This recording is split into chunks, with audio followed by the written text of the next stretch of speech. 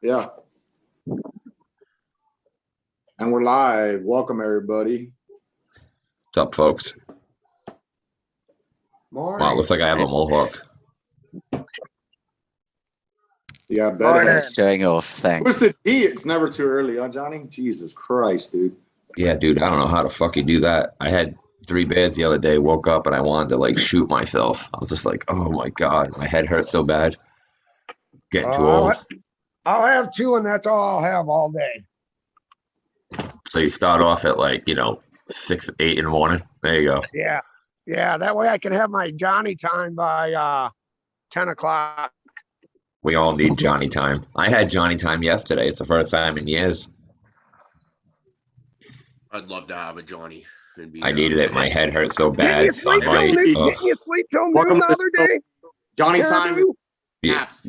Johnny down here takes more naps than anybody we know combined, so we just call him Johnny time. Yeah, Johnny has to nap before he goes to bed. That's how fucking hardcore it is. He needs a nap before bedtime. He'll take Yeah. like 8-hour naps and then like wake up and do like 2 errands. And 45 minutes later, he's like, "Oh man, I gotta go take another nap." Took too many dabs. I gotta go take a Johnny. Hey guys, remember how I got all dialed up last night to go out, and I was sitting at home, and then I got jumped, and I was all by myself. Tell me why the wife and them come home at 11:30. You want to go out to the bar with us now? I said, hell no, get out of here. I'm in bed. About yourself, man. Yeah. All right, guys. It's Sunday morning, 6 a.m. at least here in deep British Columbia, or West Coast of North America, whatever you'd like to refer to it as. We've got a very special guest in the house. We've got Pete from P&L Grow Systems in the house. Pete, how are you doing today, brother? Doing very well, thank you. Thanks for having me on. Yeah, it's 2 o'clock in the afternoon over here, so I don't know what the weather's like. What the weather is like over there. It's grey and miserable here at the moment, but that's typical. Well, yeah. Very English, no, but all good, man. All good. Hope everybody else is doing well. Yeah, doing real well. Thank you for coming on the show. We're very glad to have you around. As we just heard a few minutes ago, we got some big fans of yours sitting around on this panel already. So this is going to be a good one. Now, some people watching along in the chat, they're probably unfamiliar with you. So where should we start with that? How did you get your start with cannabis? Go back to the beginning. Well, misspent youth, I think, like most people do. I'm originally from South Africa, immigrated over to England back in the 80s, at the end of 1989, around about then. That was a fun experience, being a white South African living in London at that time. Oh, it's not pleasant, especially as a kid, man. Like 14 years old, it was a bit rough. Then lived here for quite a while. I went back and grew up in Durban, and then moved back. And hey, things got a bit more interesting. But back then, to early 90s, late 80s, early 90s, that was sort of like the first exposure to smoking back hash with some friends. In England, that's all you got access to when you were like at that age. It was just hash. You'd occasionally get some weed, if it was weed. And then in Durban, you just could pick it up at the local petrol station. That's where your local dealer was. Anywhere pretty much, it was all over the show. But it was, you knew you were getting weed because it was full of pips. Yeah, that's how you knew it was. If somebody handed you a bud that had no seeds in it, you go, "What the fuck did you just hand me, man? This isn't legit." So sensibility a little bit unheard of, in other words. One time, yeah, because it's just local bushweed. Yeah, and it was quite surprising that when you hear people talking about like Durban and Durban poison with some sort of reverence, and you're like, yeah, that's just local shit. It's just growing in the ditch on the side of the road. I will say it looks very different to what you see in the pictures of the cultivated, over time, selectively bred version of it that does the rounds. It doesn't necessarily look like the stuff in the wild. But maybe it's got a lot to do with the different climates that people are growing it. Environmentally, very few people are growing it in the same environment as coastal Durban, which is hot, humid, and windy. Yeah, the same environment it came from, unfortunately, right? I mean, like the minimum average humidity is around about 75%. So you go, all right. Yeah, that's it's a high humidity plant, so it's all usually like really airy and fluffy. And I do remember the first time somebody coming across and did a Durban poison with I forget what it was at the time, cross, and we labeled it Thor's Thunderbud because, man, we were smoking things like thick as your thumb, the local stuff, and this was a toothpick joint, and we were all like, holy shit. And that was probably like the first hybrid experience, and that really spanned us. And I remember giving some to my work colleague I was getting the weed from, whose uncle was bringing it up from the South Coast. And gave him a little bud of it and said, hey, give that to your uncle. And he came back saying, they don't want this. They're like, no, you can keep that shit. They had no interest in something that hit them that hard. We still want to be functional. It's like a slightly different purpose to smoking it for the locals. Yeah, so that was kind of the introduction to it back then. And then these days I do environment monitoring and control. I grow chilies in my greenhouse. It's a very good analog, very similar. And that's what the Peel Grow System side of things is. It's all about environment monitoring. It was sick and tired of coming home to go on holiday and everything's dead when you come back. There's got to be a way of doing it so that you can remotely watch it and see what it was. And everything on the market at the time was hellishly expensive. So technologists figured, hey, let's see if we can do it. Made the product. And really decided the devices tend to be cheap. I mean, there's no real value in the sensor in that. It's the data that you're collecting. That's the important bit. So make the sensor the means to collect it as cheap as possible. So yeah, that's what we do for in terms of the environment monitoring. That's what started that up and turned into Peel Grow Systems. And yeah, fire away. Sorry, questions. I'm rambling. Hey, no, it's all good, man. Just feel free to go. We'll kind of get out of your way and let you go. And then if we have a question that we feel we'd like answered, or someone in chat has something, we'll jump in when we can and see if we can get it answered. One thing I'm hearing already that I'm already really loving is your little ethos about making the monitor itself as cheap as possible for people.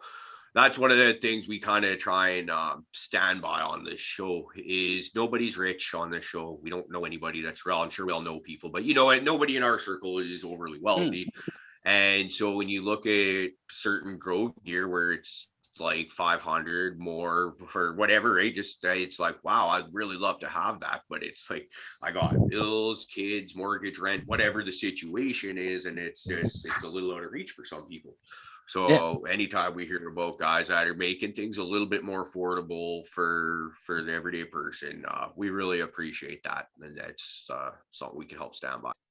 And the idea is behind doing environment monitoring, it's actually the one piece with, when you look at the sort of the pyramid of success for growing, it's environment and then it moves on to the genetics and everything else. It's also the easiest thing and the cheapest thing that you can probably regulate and control, so long as you know what's going on with it. A few fans compared to trying to do it with nutrients and foliar sprays and this enzyme and that enzyme and, whatever it is. If you can get the environment dialed in properly, you'll get the biggest bang for your buck at that point, beyond any other additive that you can think of, getting that correct. So that was the idea there. Yeah, pick on something that's easy and cheap for everybody to be able to do something with, rather than there's this information and you can do nothing with it. That's pretty useless at that point. And as soon as people start growing, they realize that, hey, going away for a weekend becomes problematic. What's going on when you're not there? And so the whole idea for it to be completely wireless and remote. Was the other sort of piece to it. How P&L come about?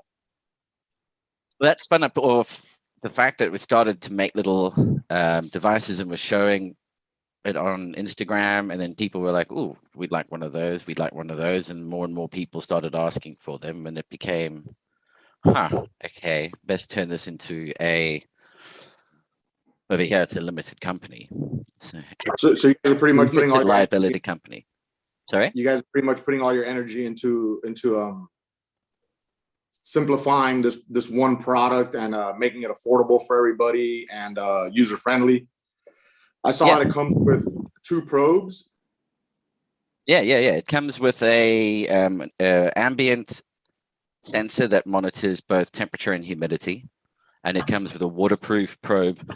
Let's see, I've got one. I don't know if it'll show on camera. I mean, so that's the waterproof temperature probe, and that you can stick into your grow medium or into your nutrient reservoir, for instance, or just drop it on the floor, stick it somewhere else in your environment to get another temperature point of reference. Replaceable or hardwired? Replaceable. This one you can probably drive a car over it and it's fine. And then the other one is the ambient humidity and temperature sensor. I've just taken a piece off, and this end, but the actual little sensor itself, that's completely replaceable, and we recommend people replace them every 6 months or so. You buy a replacement off Amazon, you can pick up another 5 for like $15.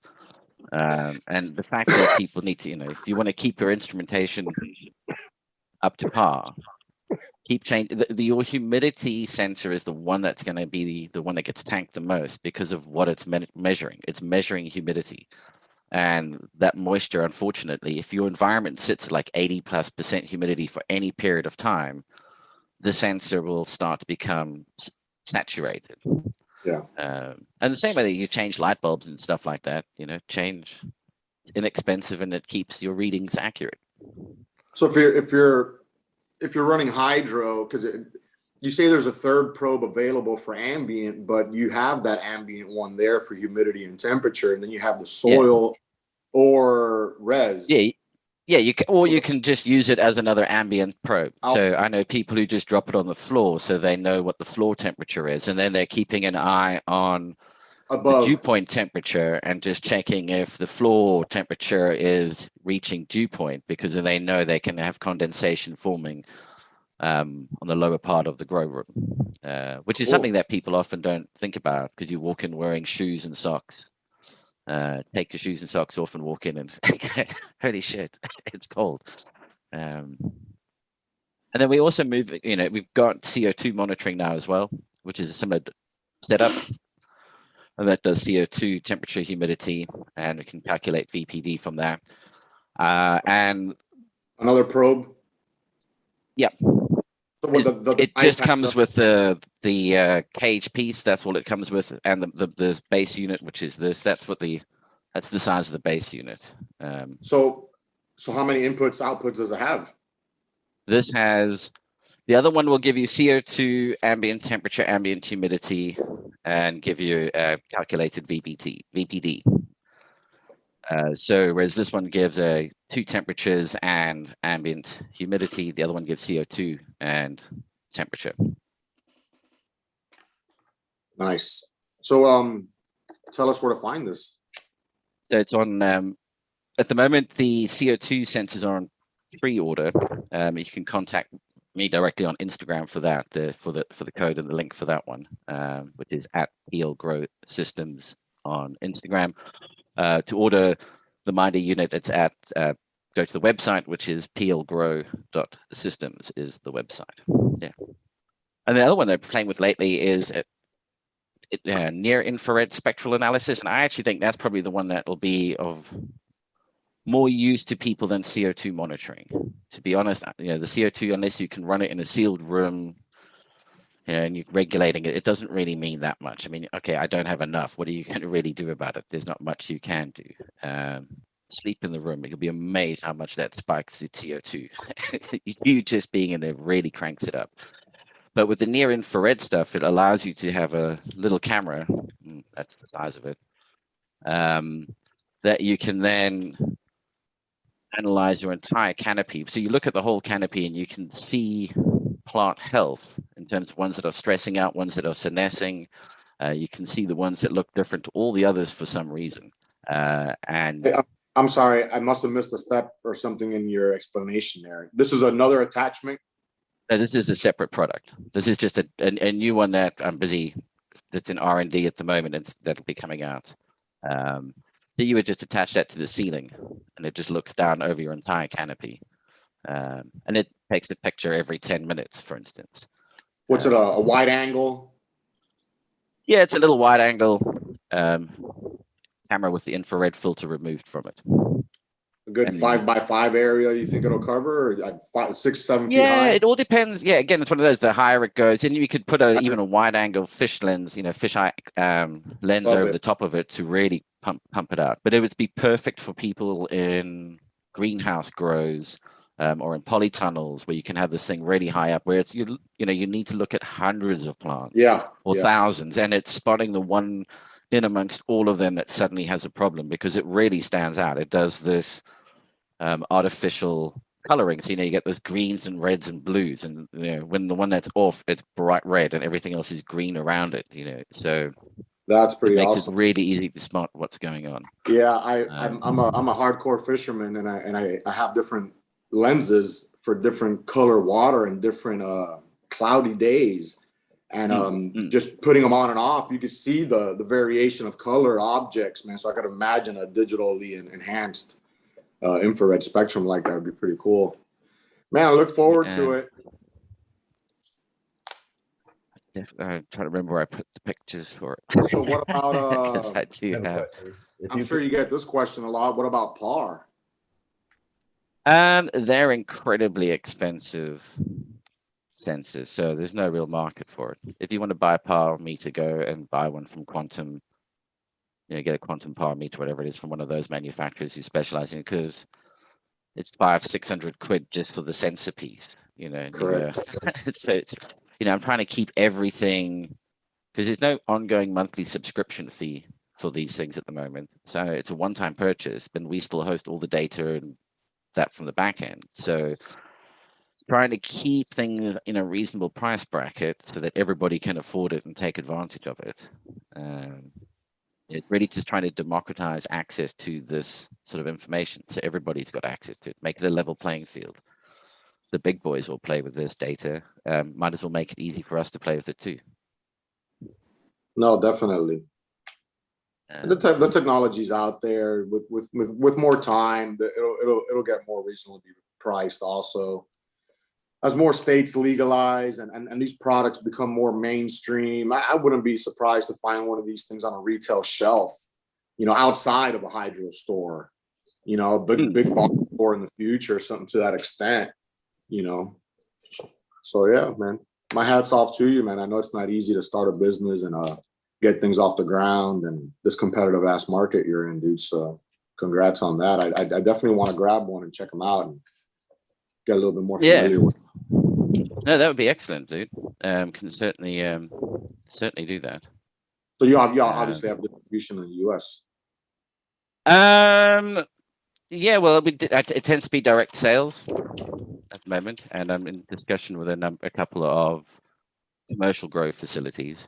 We're looking into it because, again, it comes down to an interesting cost of effectiveness, and then they're also interested in some of the other additional analytics that we can do, which is what the bigger guys are interested in, forecasting. Of course. Yeah. Because that's the other day job, is where I work as a data science in a different field altogether, but that's the fun part of it. So it's seeing all these bits and pieces and go, oh yeah, you can do quite a lot with all this information. Together, yeah. Some crop steering, just about. Yeah. Exactly. They need it though. That's their livelihood, man. That's their investment, their bread and butter. Those commercial guys are dependent on that consistency and that reliability. Yeah, no, it's I do some forecasting in terms of environmental forecasting, so being able to predict where the environment's going to be for the next 7 days, and it takes all of your historical data, all the historical local observed weather data, builds a model for it, and then you just feed it the weather forecast, and given everything being the same, it tells you how your environment will react for the next 7 days. Wow, which that's is pretty really cool. handy if you live somewhere that's only got like the occasional little heat wave. Like in England, they have a heat wave like 3 days. It hits 27 degrees. Everybody rushes out and buys fans and AC units. And then if you had something that could tell you, look, for the next 3 days, it's going to get hotter. So just bump your humidity up by another 15%. Your VPD will come back down to 10 or 1.0, depending on whether you're using pascals or hectopascals or kilopascals or hectopascals. And you don't have to go out and buy a $200 or $300 AC unit for 3 days worth of heat wave. Yeah. And that's No, the that's thing is, those are the bits that would make it nice and easy to be able to control it. Yeah, keep prime time all the time. There's no need for that fluctuation if you have the controllability for it. Yeah. Resource. Well, that's awesome, dude. I don't know if anybody else has any other questions. I gotta let my dog out real quick. Y'all bear with me. So there's the two probes. Say you have the one that has the shroud on it, right? If that breaks, could you plug in two probes? I mean, are the probes the same? One just No. You just replace the one with the. I mean, you don't need the shroud. The shroud is just there to give it some degree of protection. Yeah, you just pop the sensor off. But the leads are also on RJ45 connectors, so they disconnect from the box as well. So you can just get, if you really tank it, like cut the lead. Right. You can get the whole lead replaced. Yeah. Cool. How to keep it as. So which on the website there's the minder, right? So that you're talking about a second product. What are you calling? What's that called?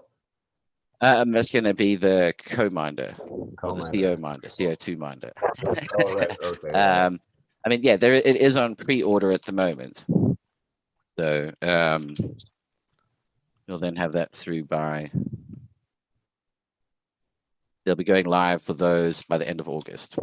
So we were doing a pre-order where it's $200 for £200 in pre-order because they're going to be retailing for $299. Again, it's just because the CO2 sensor suddenly bumps the price up. If you want a decent CO2 sensor, not one that's going to flake out. And it's going to be interesting to see how do people deal with the fact you have to calibrate it occasionally. You do have to take it outside into the fresh air. Well, I say outside, into a room that's got normal ambient air in it, and leave it there for an hour or two while it's on, and then take it back in. The same as with pH pens and things like that, you've got to recalibrate them. Unfortunately, with CO2 sensors, you do have to recalibrate them occasionally.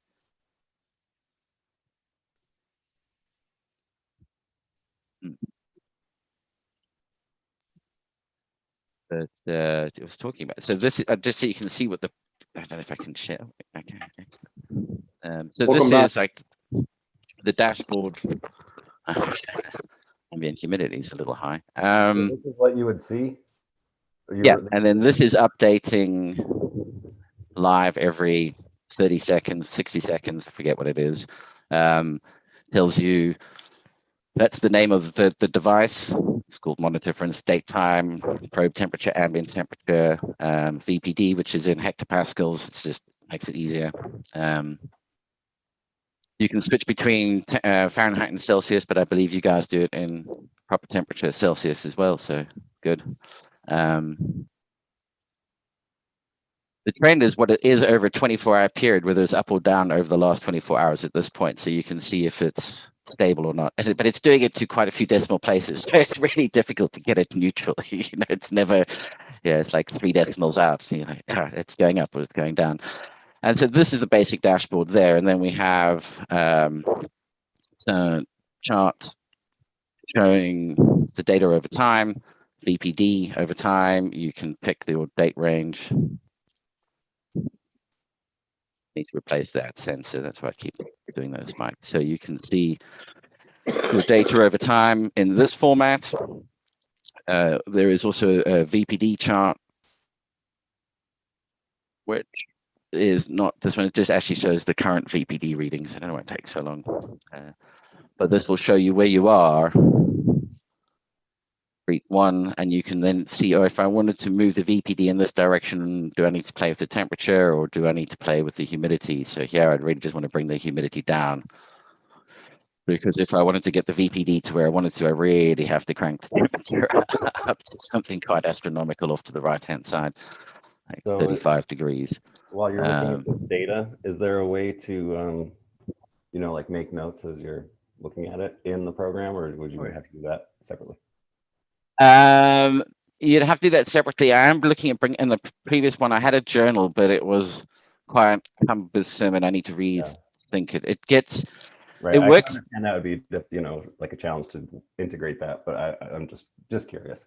Yeah, I want to be able to bring in a point where you could annotate it so you could actually make a mark and then annotates that data point as well, because from the machine learning perspective to now have marked annotated data, it can learn what these events mean and can better predict and forecast and tell you, hey, look, you're going to get spider mites or powdery mildew in 2 weeks' time because every precursor is sitting here and that were the precursors for the last one. This is what you should do. So yeah, being able to get it labeled by subject matter experts, which is the tricky piece, and everybody knows their growth, so that makes it pretty handy. Yeah. And then there's some other interesting ones, like a 3D scatter graph. That's quite interesting for looking at. So now you can look at temperature and humidity and VPD, and how you can see some odd looks, like outliers, like what caused these. It's just trying to introduce slightly different views and visualizations for the information, because some people will find some of them are a lot easier to read and understand what's going on. It'll certainly stick out. The scatter graphs that allow you to see relationships between as ambient temperature goes up, the VPD goes up, and as ambient humidity goes down, the VPD goes down. Well, it goes up, the VPD goes down, and that's kind of what you would expect. Now, if you were working in a controlled environment, you could potentially have it so that the VPD stayed the same no matter what the temperature did. And then no matter what, your VPD would also be staying the same with the humidity rising. Everything would be able to keep itself in check.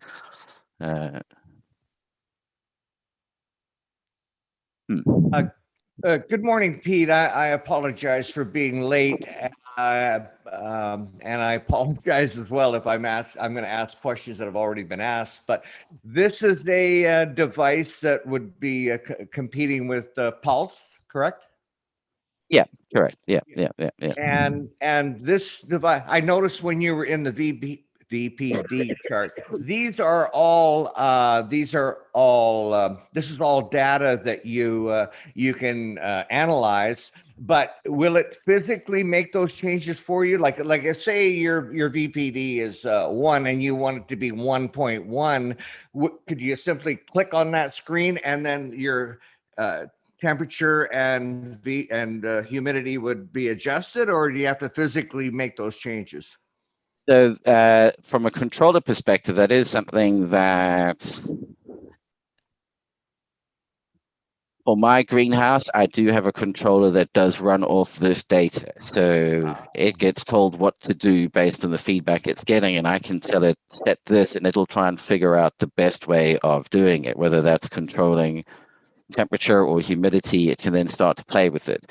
It isn't something that I've brought to commercial market yet, because I get nervous controlling environments for other people. Like monitoring data is one thing, suddenly controlling it is like you could really tank it for somebody, and it's like I just get a little nervous on that front. But what it does allow you to do is to at least see and say, go and make one. You're trying to get your humidity dialed in or your VPD dialed in. Okay, cool. Go and play with trying to regulate the humidity. Do one thing, see the result. Does it make a difference? Now go and play with the temperature piece and see if you can regulate that. Okay, there you go. That's a piece you can. So figure out working and just do it one factor at a time that you play with. Right. Don't go and try and change everything at once. So this is your device you've created. Well, congratulations. That's really cool. I heard you mention that it does monitor CO2. Yep, that's and that in fact what you have to do is recalibrate your monitor occasionally, because say like for example my monitor, if I set it for 1200 So it'll go between, I don't know, 1300 and 1100 would be their automatic turn on and shut off points. But if it keeps going back and forth between those two settings, you're right. It automatically thinks that, for argument's sake, 1100 is ambient, and thus you must take it outside and make sure that it allows for that ambient adjustment. Does it also? Do you also?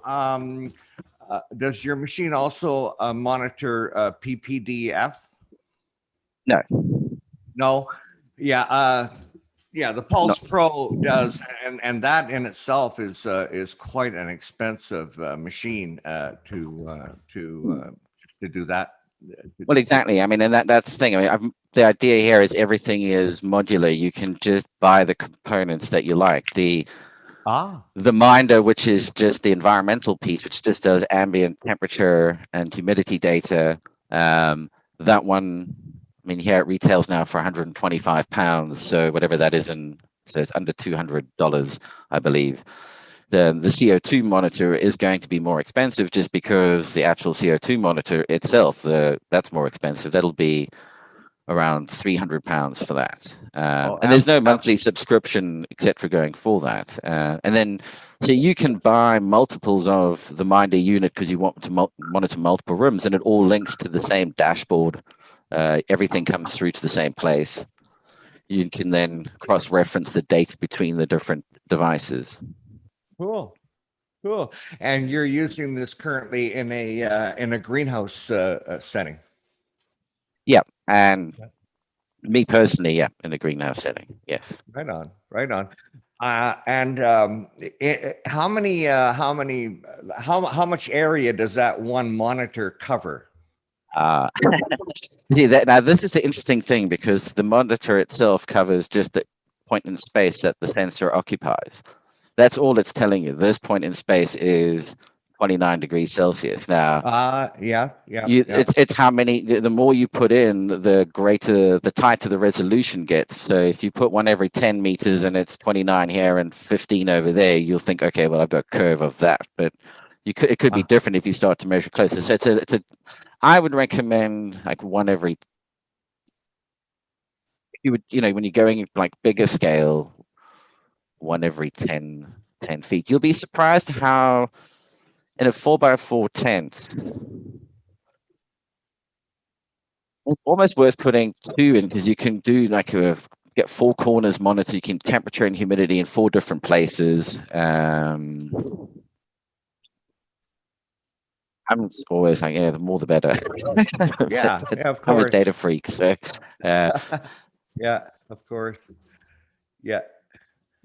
Yeah, I got the Pulse, and because I'm into gimmicks, but trying to decipher them, forget that. I mean, I just look at the pretty colors and numbers, and that's about all I do. You said I'm into gimmicks. That's funny. Well, so at least you know your problem. So I my Pulse gives me sends me notifications. If something is out of whack. So I had to shut down things for a while and pulled the plug out of the wall for my Pulse monitor. And sure enough, a few weeks later, I'm getting notifications. Rick, your battery is getting low in your Pulse. Well, no shit, man. I got it unplugged, but it's good. It's good to know this stuff. Yeah. And that's it. Yeah, being able to set all the points, alert points, etc. Oh my goodness, the peace of mind is just incredible. Just take a minute and check your phone, and you can go back to what you were doing, feeling comfortable that everything's okay in the grow. As I say, it's an insurance policy because the second you close that door and walk away, you could close it can all go woof up in flames, and you don't know till you come back. Anything can happen, and it does on occasion. That's Murphy's law. That's for sure.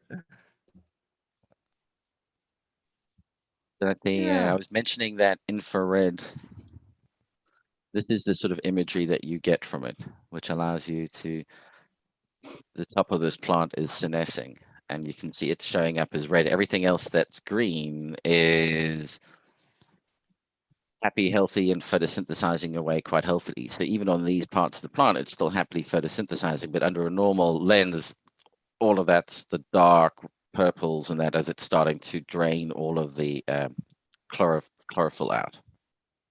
That's badass. Earlier in the show, Wow. you mentioned that the IR sensors could actually be more important to a grower than the CO2 sensors. Absolutely. Now, I'm going to ask you to talk to me like I'm stupid for a second. And can you please explain that? Because this is all new to me here. Because with the CO2, I mean, as a CO2 monitor, what are you, there's not much, and it just tells you how much CO2 is there. Yeah, I can add more, I've added enough, etc. But this is about plant health and being able to look at a whole lot of plants. You know, this is really close as well. This one isn't one from high up.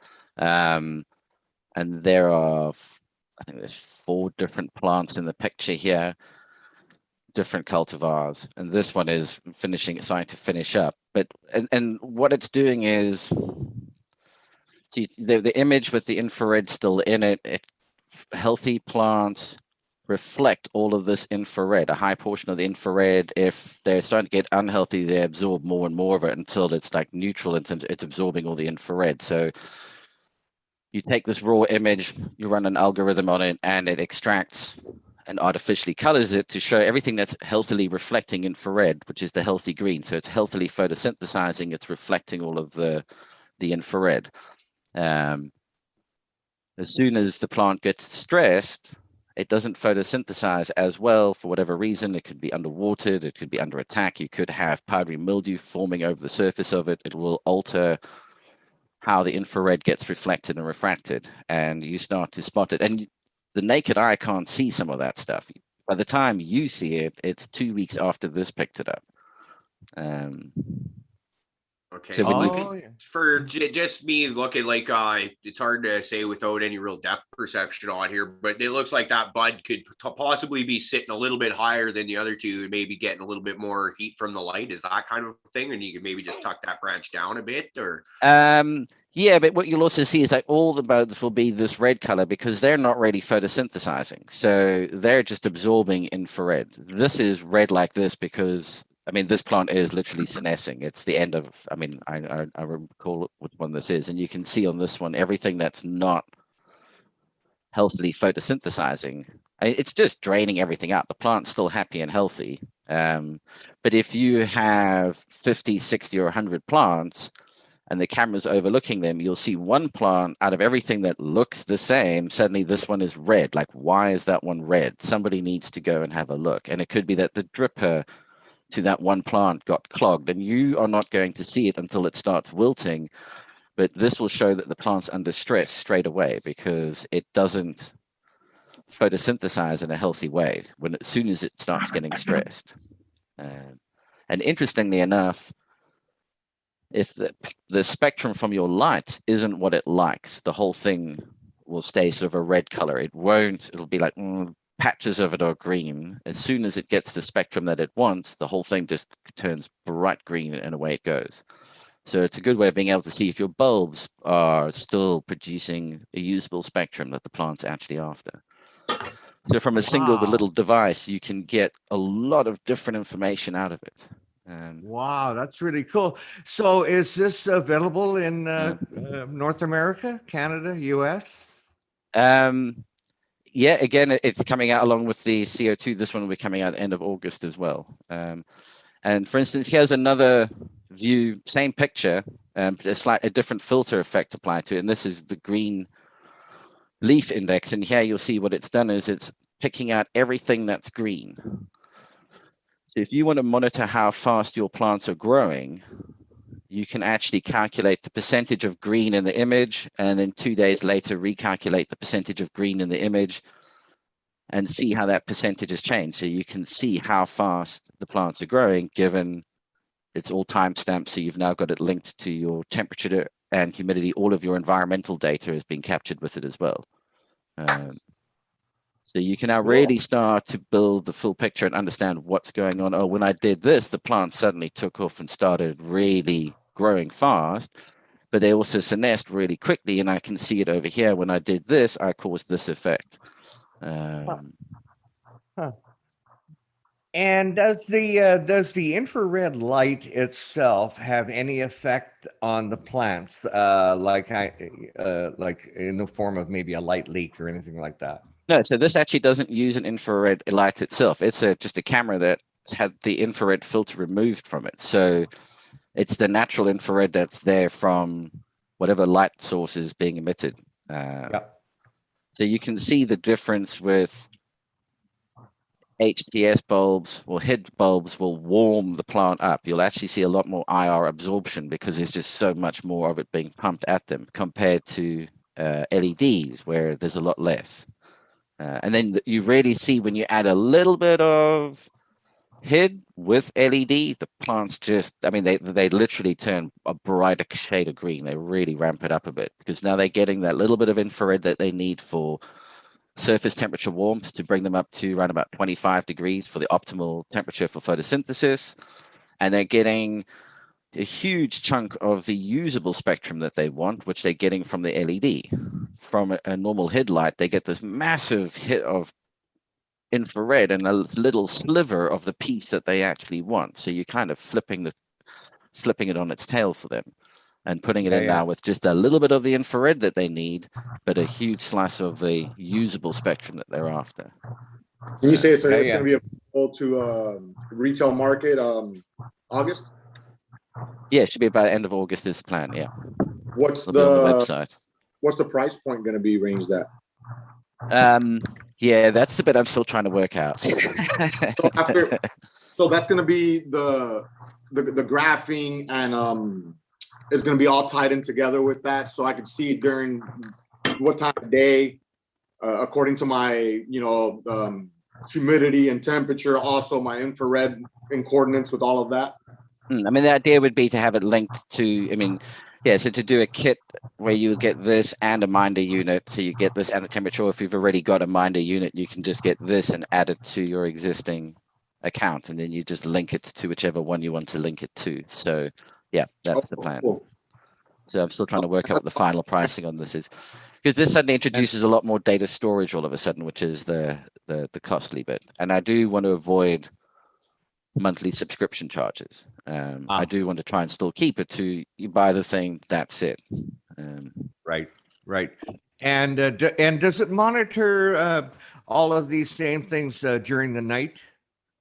If you do use an infrared light, what it's useful for spotting in the night is if a water reservoir leaks, because water absorbs infrared completely. So a normal little infrared lamp, like LED infrared, one of those little LED ring lights, but the infrared one, you can stick that up. It doesn't cause any stress to the plants whatsoever. It's not in anything that they're interested in. If you then have that at night and you have a leak, you will just see this black puddle just appearing. Yeah. And you can tell that you've got a reservoir leak, for instance. But Well, because I'm sorry to interrupt you. I'm going to check out. I got to get ready. I got to head to the shop. If you guys happen to be on by the time I get there, I'll log on and give you guys a little mini tour. Pete, it was a pleasure meeting you, man. I'm going to follow up with you also on that product. So y'all have a great day if we don't see each other a little bit later. Thanks for letting me on. How long are you going to be, 40? Before you get there? I open up the shop in about an hour. I got a couple chores here at the house. I got to get ready to bail. You guys might be chit-chatting or not, but either or. Hey, Rod, do me a favor. Make sure you post that Hashgot picture that got overwatered, will you? Yeah, no, for sure. All right. Go taking my pictures and post them around, man. It's your own. That's messed up, all right? Because I'm messing the plant up all on my own. All right. You just got to keep yours away from your dog at least. I thought you would have learned that lesson once and shit. Put a freaking cage around it or something. A bucket, cut the whole top off the bucket or some shit. I don't want to talk about it. Buy a shock collar. Take it easy, guys. Have a great day. Thank you, Pete. Good to see you, buddy. Good to see you. Nice catch up. Okay. I'm sorry. I just want to quickly say that when you mentioned the LED lights, the like for working in your grow during the night, just a couple of pointers. Number one, I do use the LED lights and the what are they, incandescent, there's some and it's old school, I guess, but the incandescent lights that are all painted green, that is a big fear, because if that paint chips off, well, there's your light leak, and it can cause serious problems.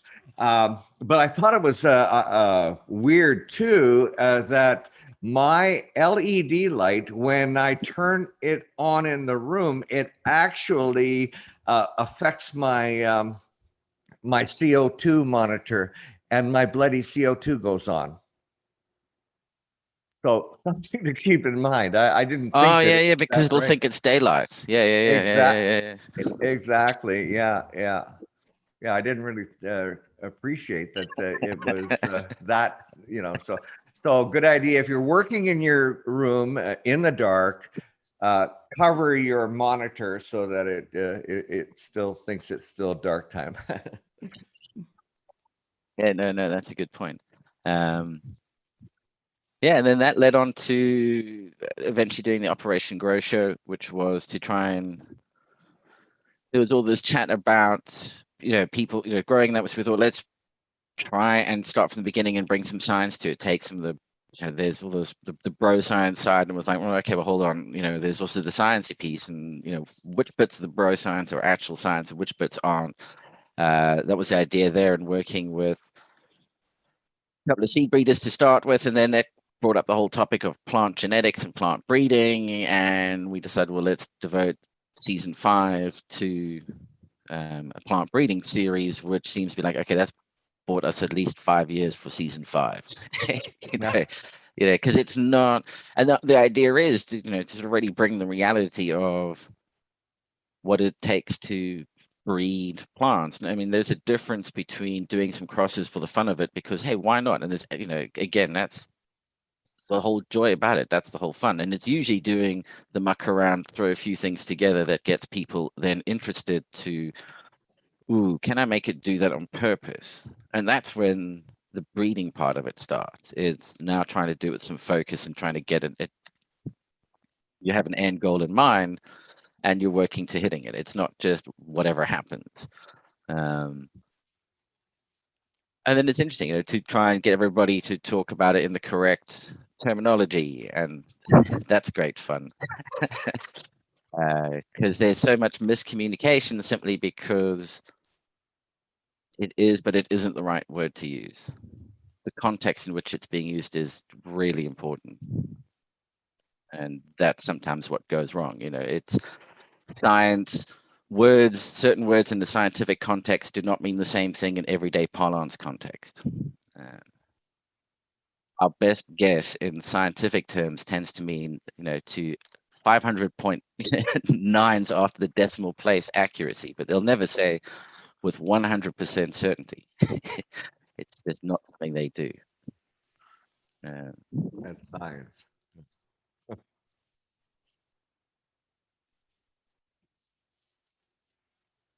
So, yeah, and that's the show we run every Saturday. Go ahead. No, go. I was just going to ask you, what made you one day be like, I'm going to make a fucking monitor? It was getting back from holidays and going, oh shit, is it alive or is it dead? Schrodinger's greenhouse. Try not to go and have a look, and then trying to find a product on the market that was affordable and that could do what we wanted it to do, and it just wasn't anything. So it started off with just doing Raspberry Pis and local little networks, and you could control it all locally. And then it became much more of the IoT cloud-based piece, so that you could do it anywhere all of a sudden. Yeah, but it was just that sheer need, and looking at the market and somebody going, they wanted £1,000 or £5,000 for a remote monitoring control setup. Like, you're taking their piss. The parts for that are shit, next to nothing, man. that's what really people just charging money because they can, because there's nothing else in the market. And it's really funny to see that then when you bring a product out that's quote unquote cheap, people have some kind of aversion to it because it's cheap, and you go like, yeah, if I charged 4 times for this, you'll all clamber for it. Maybe I should bring one out that's 4 times the price and just give it a different brand name.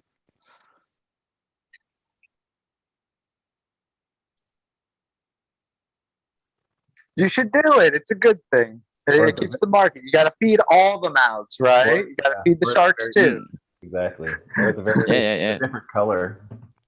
Yeah.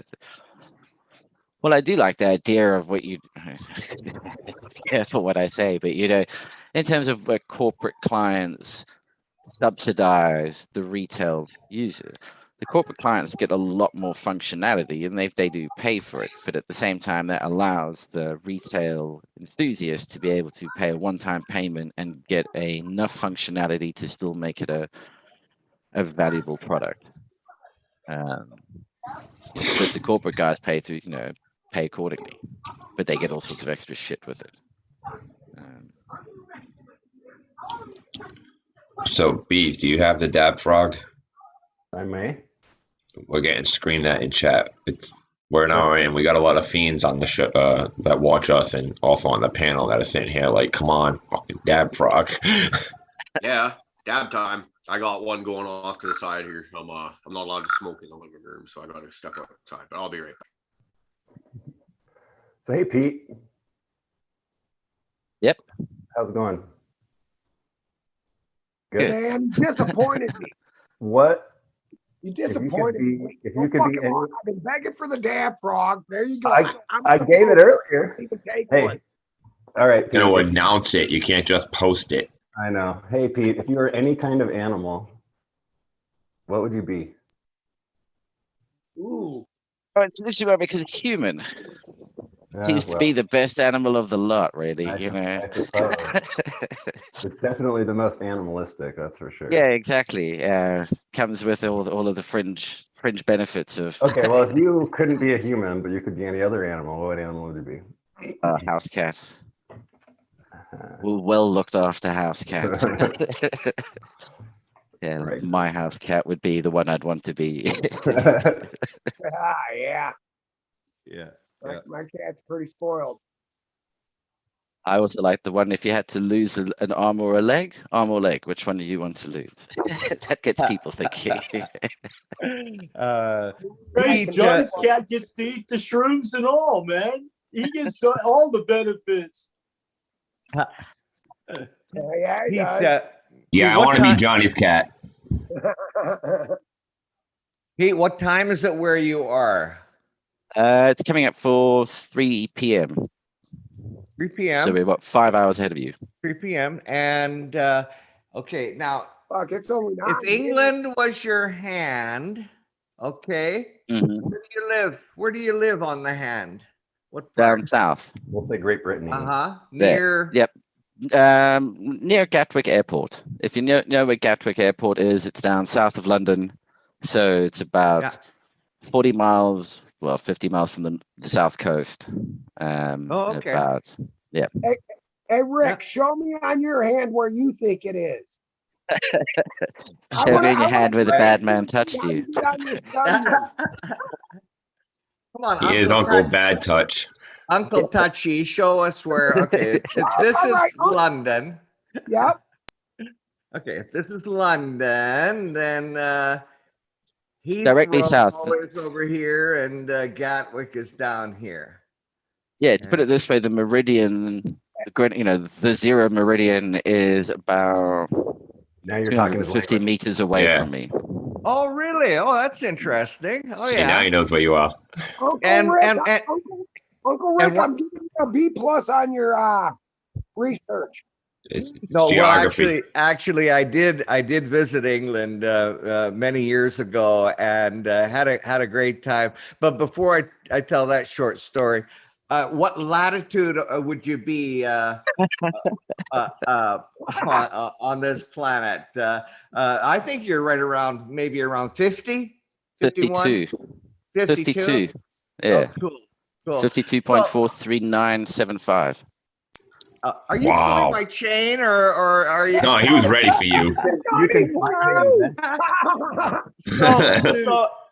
So I I can't took a even believe it. I don't even think you are from this planet, man. You came from the city of the town of Eureka.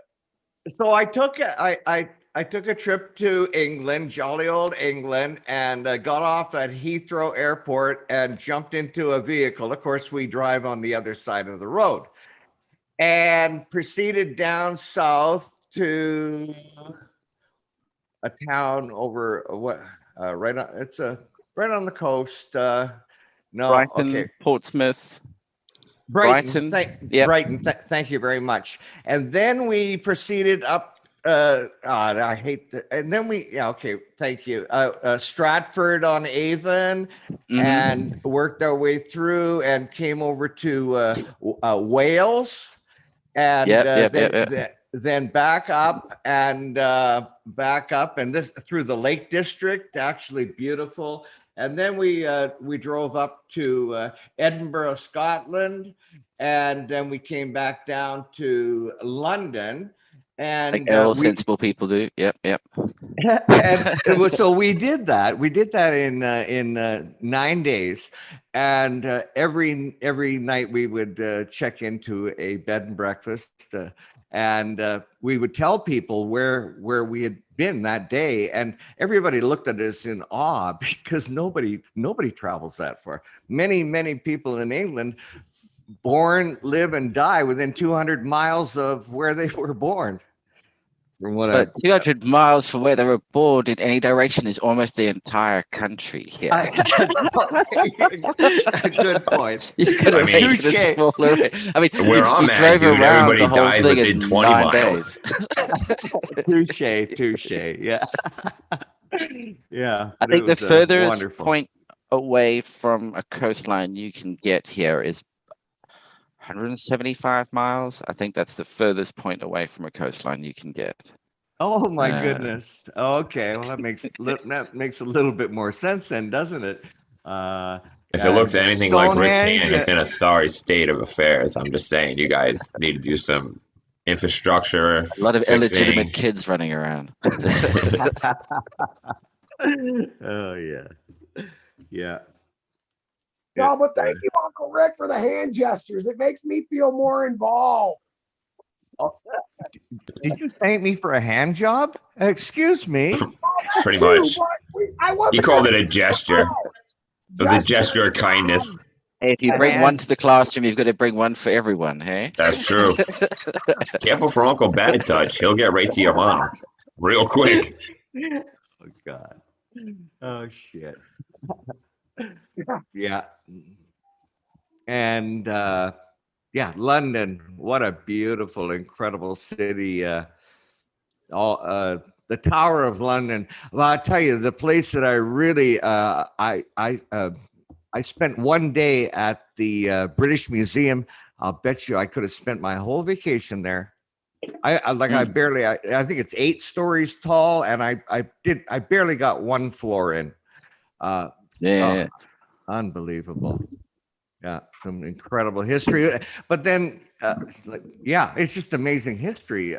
We look at, Canada. That is but that's just it. That is the thing about living over here, living in Europe, and you start to take it for granted. I mean, there's a pub up the road that's over 400 years old. There's here a modern building is 100 years old. But at the same time, Americans go, let's say like North Americans go, hey, look at this. It's just around the corner, and you guys mean like 200-300 miles. That's the other thing that blows our minds, because it's like, okay, he did say next left. Yeah, keep going. Shit, when's this next left? We're not all like that, cars are man. designed to go straight, I guess. We're not all like that over here. Because when somebody says 200 miles to me, I'm like, yeah, kiss my ass. That's like a 3-day fucking drive in my mind. If I'm in a car longer than 30 minutes, I'm getting agitated. You'd hate it up here in BC, man. You can drive for 4 or 5 hours without seeing a city or anything. Yeah, I was in upstate, dude, for a little while, and that shit was driving me insane. It's fucking like 40 miles in between exits. I'm like, if we break down, we gonna die out here. All right, like I used to drive. highways. I've never heard of like rush hour traffic. I think I got in a rush hour once, and it was like 5 cars. They're like, oh wow, there's a lot of cars on the road. I'm like, Hey, I mean, y'all know a lot how of I cars like on the road. y'all know how I like my road trips. You know, that's like on Friday. I left Friday afternoon at 3:00 in the afternoon, and I got home yesterday, and we only slept for 4 hours, but we drove all the rest of the time. Yeah, wow. Yeah. We did going to the US on business, decide, oh, we'll catch the train from New York to somewhere in Pennsylvania, not realizing, okay, they said express, but it was, fuck man, I could have gotten out run quicker. But eventually get there, then have to drive from wherever we are to wherever we're going. And we're two British guys like, okay, this is a bit strange. Drive the right-hand side of the road. But done it a few times in Europe, not a problem. Pull up to traffic lights. It's red. Okay, cool. We're turning right, but it's red. So we're waiting because you don't go on a fucking red light. You know, that's what it's there. Red stop. Guy behind starts hitting the horn. My mate's like, I'm going to get out the car and fucking have words.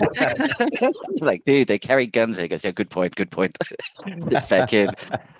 Look up, and then you see, oh, something about turning on a right turn, but then it turns and off we go. Pull into the office. We get in there, chatting, and they go, oh, was that you guys at the traffic lights? Yeah. Oh, we heard all this horn being hit, etc. Like, what was going on? And this guy behind us was, you can turn right on a red light, you know, like, really? Oh yeah. That's nuts. Yeah. You've So, got those- Peter, I'm sorry I missed the beginning, so I don't want to duplicate any questions, but I did hear you talking about the greenhouse, and do you have a personal grow, or I'm like, is the greenhouse commercial, or? And I just wondered if you had a personal grow as well. Well, the greenhouse is just a chilies greenhouse. So yeah, just growing. Oh, that's personal chilies in the greenhouse. Yeah. Okay, I got it. What size is it? It's 5 meters by 2 meters, and that's quite nice. I don't have to trying to convert that into feet with everybody here. I'm sure you guys are all metric up onto stuff in Celsius, proper measurements. 5 meters, 5 3 is 15. It's about 20 by 40. No, not No. 40. Yeah. 5 by 2 would be 6 by 15, roughly feet. Wait, And at is the it moment, meter I've 2.5 or 3 feet? 2.5 to 3 feet per meter. I round up to 3 feet per meter just to keep it easy. Okay. I think I was trying to figure that out because in my brain I'm going, wait, I have a 1 meter by 2 meter grow tent. And I thought it was 2.5 by 5, but now I'm going, wait, is this 3 by 6? Yeah, I believe. Yeah, it's probably more. Yeah, sorry. Meter, I think, is 39, between 39 and 40 inches for a meter. But Siri or Google will tell you. Yeah, exactly. More accurately than me. It's the funny thing, like, because the UK is partly metric, and so everything is in meters and millimeters, but it's still in miles an hour. And that's distances are still in miles, but you're taught everything in meters and well, not that I was taught over here, but that's interesting, and that wouldn't be a hard one to change. Like in Canada, lumber, like we still use 2x4s and 4x8 sheets of plywood. That's all. And I can see that being hard for like just doing business in between Canada and the U.S. We'd have to have, no, it just wouldn't work. So we kept the feet and inches, but But for mileage, flipping from miles to kilometers, that's no biggie. Yeah. As a matter of fact, 'Cause- many speedometers here have both. They've got Yeah, the yeah. spinning No, they do. miles, and yeah. And all the like drink stuff, it'll say 2 liters, but then also give how much it is in pints on it. So it'll be like 4 point something pints, or it'll be 2 pints, and it'll give it to as 1.1 liters.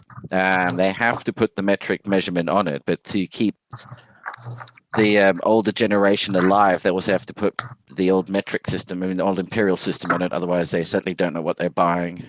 Come back home with 600 kilos of sugar instead of just 6 pounds. Listen, I'm I still do waiting have for a. my country to convert to metric. What's I that? want my country to convert to metric. I'm teaching my kids metric. I want the country to convert, but for some reason, I don't want the country to convert. I already know fucking standard, man. I don't want to have to learn a whole new process. That could be their problem. That's fine. I aren't don't you a want to salt deal with grower? Hey, I don't know none Aren't of you a it. All salt I grower? know is weights. it. Nope. Don't you I'm- measure your nutrients in milliliters? Anyway, Okay, you're only halfway there, liquid. Sam. Only liquid. All right. Only my nutrients. That's it. All right. Listen. I've got Eighth a of pet course. peeve, and I hope you'll. I don't want to steal any of the Pete's thunder. This is your show, my friend. But I've got a pet peeve. I got to share it with you, since we're talking about this kind of stuff. I'll be shit. right back. Uh-oh. It's important. Is it show and tell? I don't know. He said he has a pet peeve. I'm a little worried. He's going to get something. He's going to get something. It's show and tell. Hey, Pete, you should be excited. I am. I don't know. I'd be worried. This ain't gonna be his typical tech talk corner. I think we're about to get our asses chewed out. I'm not. I feel like I'm in Really? trouble, man. Joe I'm Smith's not pet tight. peeve touched you. I think it would just be great for the show. And that thing was like, Work. growing up in South Africa, it was all metrics. Everything was in kilometers, and that's where I learned, spend a significant amount of driving in that, and that's what you get used to, is being distances and speeds, but particularly distances. You just really get locked into the kilometers thing. So I see 30 miles, and I registered 30 miles as 30 kilometers, and then going, fucking hell, this is taking a while. It's a lot further than it actually is. It's really annoying. Well, I like the 1 mile equals 1 mile thing personally. I mean, it's idiot proof. I'll be honest. Mile. You motherfuckers want me to times 3? Christ, no. That's more numbers I Miles have is to even like worse. think What's about. it like 1.25 or whatever it is? It's just like a little bit different. It's not even It's enough grossly to different. to mean something, man. Yeah, it's adds enough up, to be you know. irritating. Yeah, It's like converting US to Canadian. yeah. That's like I ran cross country in high school, and I could never figure out till we just had this discussion why they called it a 5K when it was a 3.1 mile race. But now it makes sense. Thanks, guys. That's 30 years that's been bugging me. Thank you. He just had an epiphany. Wow. Yes. They just measured those in kilometers so they have to run as far. That's just They a way wanted you to say. feel impressive. That's all. Because Yeah. 3.5 doesn't sound that cool. I know. 3.1, 5K sounds a lot better than 3.1. It does. It's like, yo, man, that's thousands. Motherfuckers been running 5,000. thousands of miles. 5K. 5K. Don't do it. Don't drink it. Yeah, what do you got there, Drano?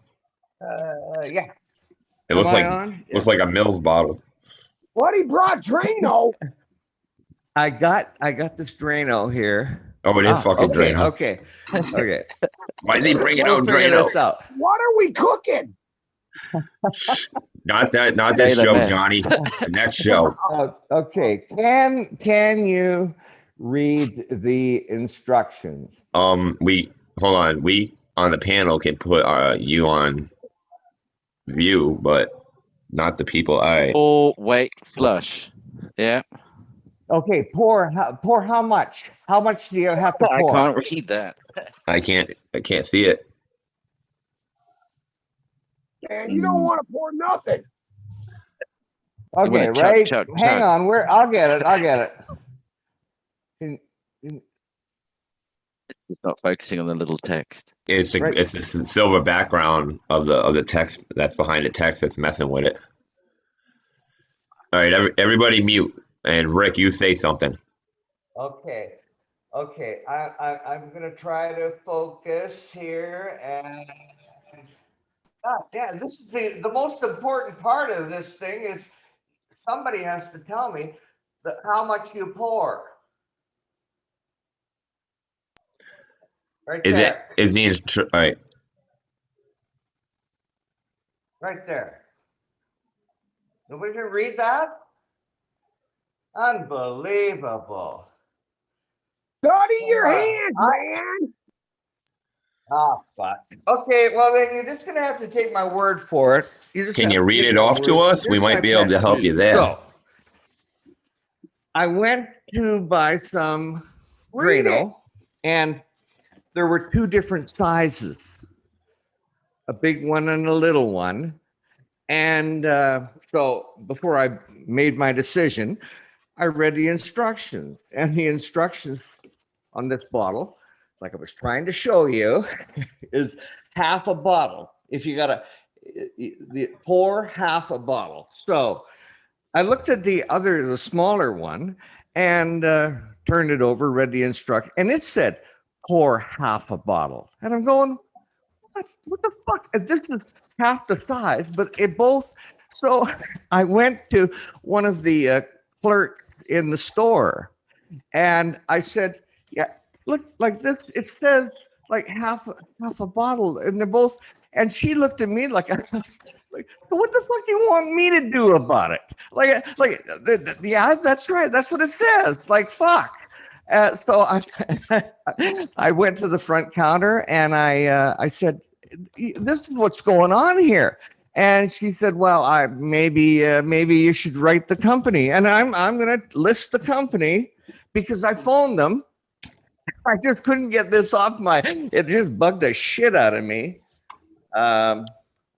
Anyway, if I find the company, I'll, One diluted? I called them. Yeah, And I was gonna said, say, does yeah, it give here's the the deal, like- concentration too? a big Yeah. bottle and a little bottle, and the instructions are the same. Half a bottle you're supposed to pour to get rid of that clog. And she put me on hold. She said, oh, just a minute. And I'm sure she turned around and said, oh, we got this fucking kook on the phone. And who wants to take this one?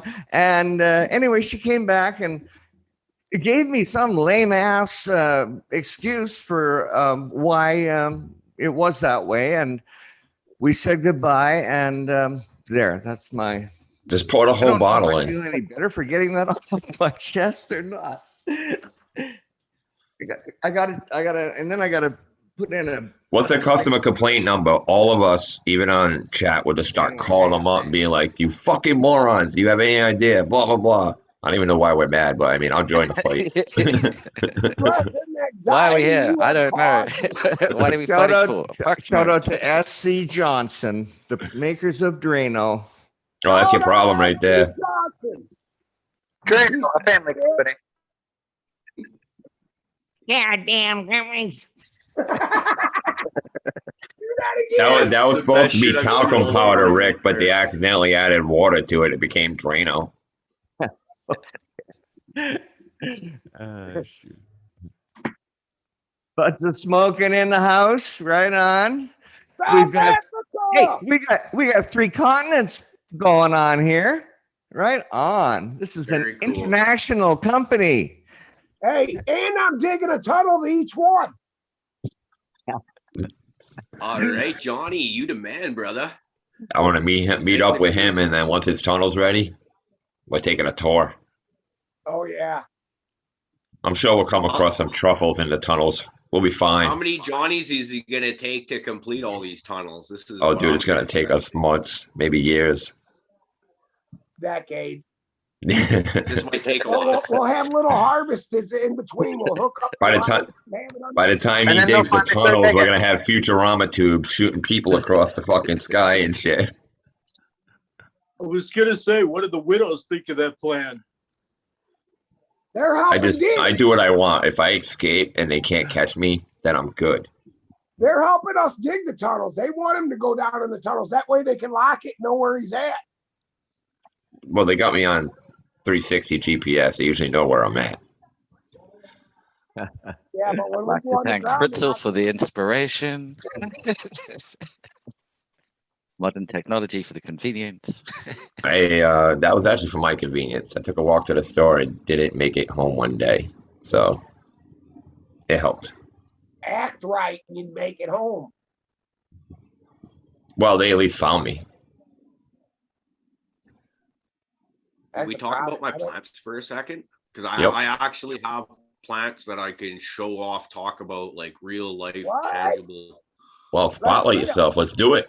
Yeah, fuck, I've been waiting for this moment. Here we go. We got a meathead here. This is when I did all those seeds like a month ago. I only had 3 make it because I wasn't, I was a little early jumping the gun. Wasn't able to get them anywhere, and they didn't make. So I got one of my meathead crosses here. Pretty excited about that. Hopefully she's a girl. Probably with my luck, no. But got one of my spider girls here, number 1 pheno. And then over here, we got a lemon berry from Ethos. Don Miller's watching. This is one of the beans that you gave me, brother. And so what I'm going to do is fire up one of those cannons. I got one sitting right beside me right here. I'm going to fire this up for the week and just see if I can pump those a little bit. Because next weekend, I should be allowed to actually put them in a tent. I've been saying that for almost a month straight now, but it should hopefully be happening now. Last night I germinated 2 orange gasms, 2 lemon Jeffrey, 2 grape diamonds, and 5 Jack the Ripper F2s. To see what goes on there. What I was wanting to do was I wanted to have some known feminized stuff that I knew what it was, but then also have something that I'm looking for females, but if I get a male that looks good, maybe I might want to play with it too. And I was really hot and horny to pop those golden goats that I've had, but I was looking at if I end up trying to do any crossing with it, those like the lemon Jeffrey and the orgasms are already half golden goat. So I wanted something completely different there. So I was kind of looking through what I had there, and I was like, well, you know what? Those Jack the Rippers, we got those we can play with. Oh, I was really looking hard at those blueberry butchers, but I think I'm going to do a full pack of those. Anyways, I opened up the Jack the Ripper, and in a 10-pack of seeds, there was 13. So I popped 5 of them.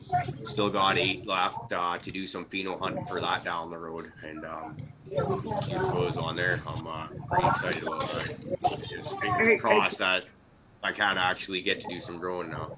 Hey, Caribou, I just want to say, you've been talking, that you're excited that you're getting ready to grow. We've had chats here and there through the last week or so. It just makes me so excited just to see the excitement about you being able to fucking start doing it again. Because I know growing for us is a stress relief. When we got them playing and we got it growing, it just, so I'm happy for you, brother. Yeah, it's actually at the point where the girlfriend, I just got her to order a 36 by 20 by 62 inch AC Infinity tent. So 3 feet long, not quite 2 feet wide, deep, and we're like, I'll throw a couple of freak shows in there just because they don't look anything like typical cannabis to the unknowing eye. And we're gonna throw a couple of different kinds of house plants in there just so I can have this cool freaking haven where I can, at least go in there. I got some Hazcat plants that I bought to have outdoors earlier this year. They're starting to come around and get nice green growth, so we'll try and plant those over the winter and get. Good morning. Active gardening is what we're looking for, not necessarily cannabis, although cannabis is king, let's face it.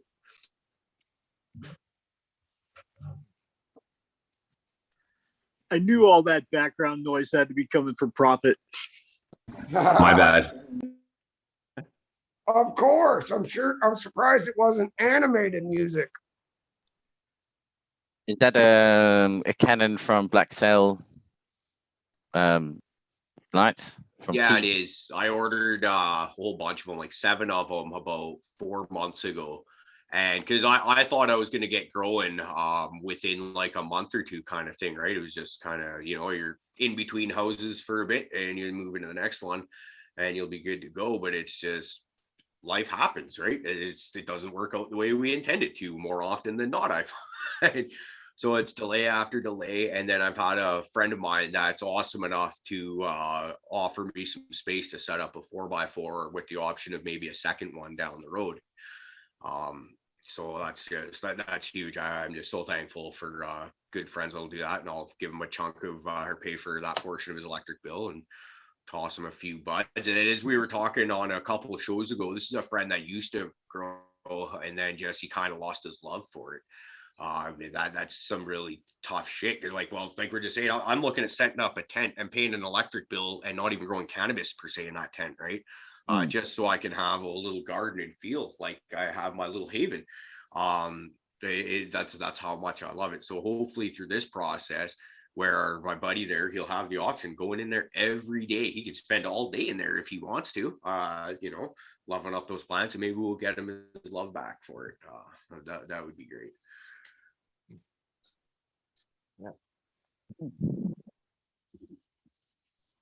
And actually, so this is the great timing to have you on this show also, Pete, is because the next thing that I would like to buy for my growing system was going to be a pulse monitor or something else, but I really like what you've been saying on the infrared. Really sounds interesting to me. So in the next few months, I'll be reaching out to you, hopefully, and looking at something like that. And then also that's another part about if you have your setup, say at a buddy's house where I don't have the option of checking in on it necessarily every day, it'll probably be like a 2, maybe 3 times a week kind of thing.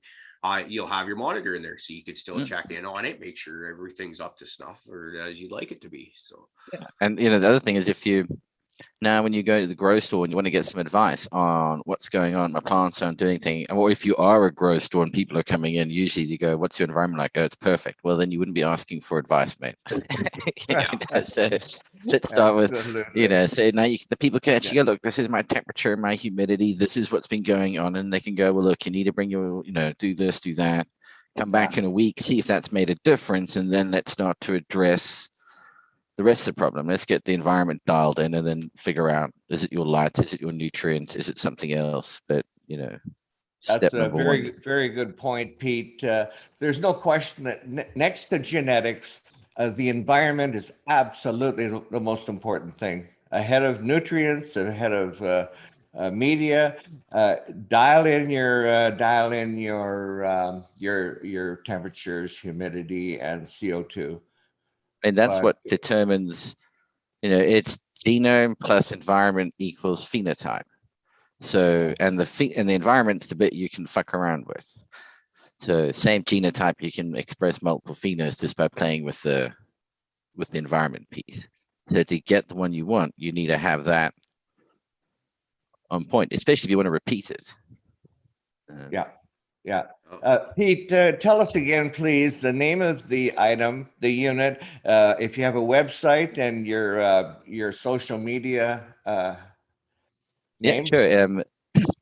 The one that is the Minder. That's the name of the current unit is the Minder. The website is plgrow.systems, and the Instagram is at PL Grow Systems, and also for the Operation Grow Show, it's at Operation Grow 2019. Operation Grow Show 2019, I think it was. Cool. And we're on every Saturday, 9 p.m. UK time, so that would be 4 p.m. your time.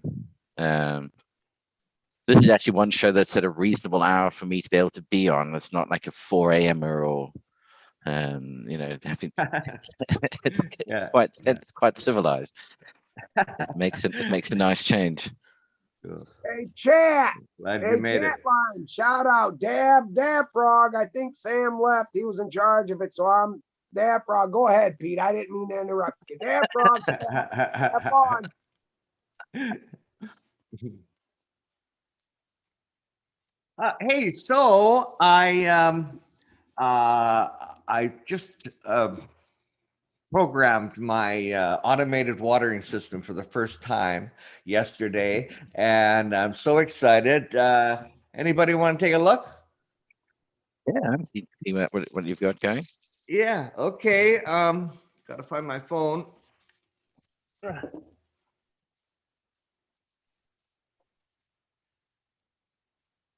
I'm quite a fan of the gravity-fed stuff with no pumps or things that can stay on or not come on. Particularly staying on. That's my worry with the pump. Hey, look how quickly we can dump 4,000 liters into your apartment. And I've got some horror stories to tell you about my system. I had like a 185-gallon water tank out in my shed that I was using as my main water reservoir. There's a 100-gallon fish pond in there that I was using for aquaponic watering and the microbial aspects of it to do most of my watering. And there's like a couple 50 gallons that I'd transfer from one to another as need be. And just there's times you would get busy doing something or leave the shed altogether, come back, and all of a sudden there's like 185 gallons of water on the floor. Holy shit. And there's a couple times I did it more than once in a day. So to really add to the swearing and cursing, inventing new swear words on them. Get a cloth. Yeah. Oh, what's gonna show us? Is he? Oh, he did it. Here he comes. Oh dear. Oh shit. Yeah. That was scary. I wonder if he knows he's on mute. Don't tell him. Yeah. Hey, I can hear you. Yeah, you can hear us, but we can't hear you. Johnny, you just let it up. Oh, goodness. Yeah, so let me see what I can do Why to are you turn doing? this thing around. He's a reptile. Okay, there. Okay, so here we are, and according to this, it's 7:28, and I got this Looks thing pretty set to. fucking creepy right now. He looks pretty fucking creepy.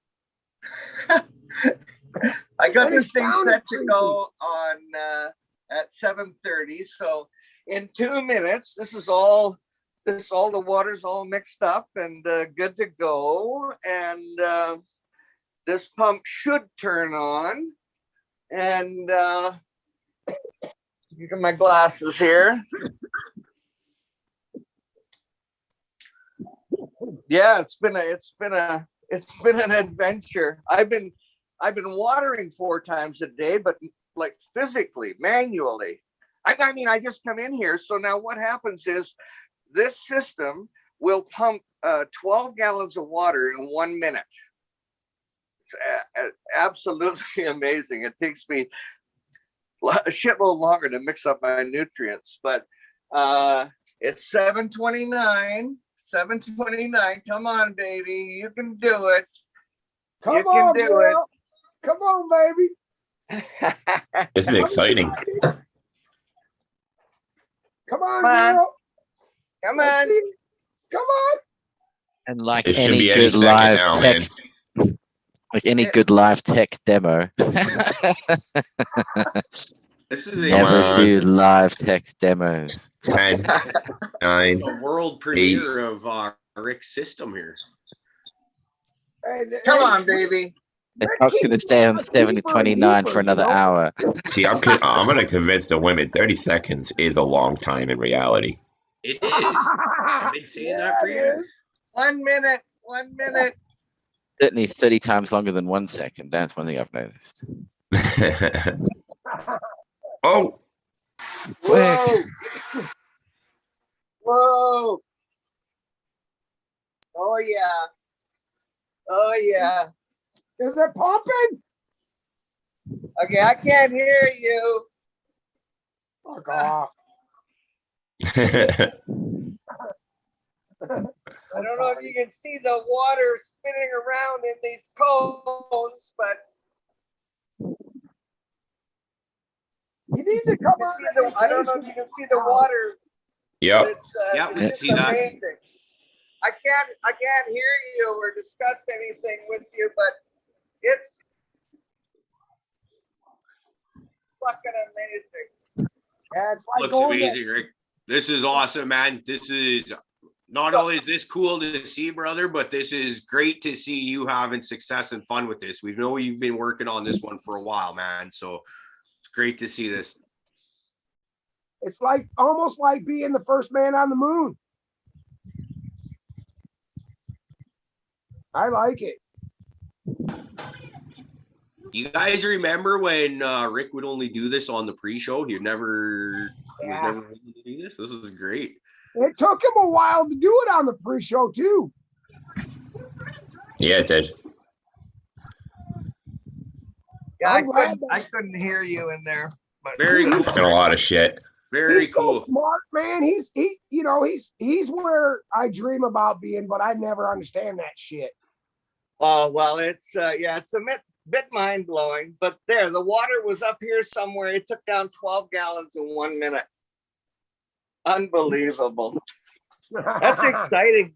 So now I've got that one set to go. That one is set to go on every 3 hours, 7:30, 10:30, 1:30, and 3:30.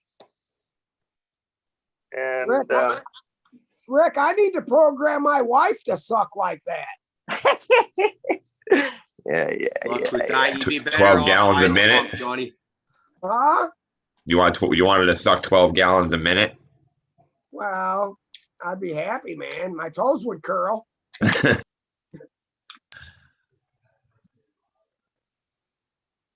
Similar. Well, Rick's Not the monsters are same. about to become bigger monsters with that automated system. Yeah. no, 4 that's feeds cool a as hell. day.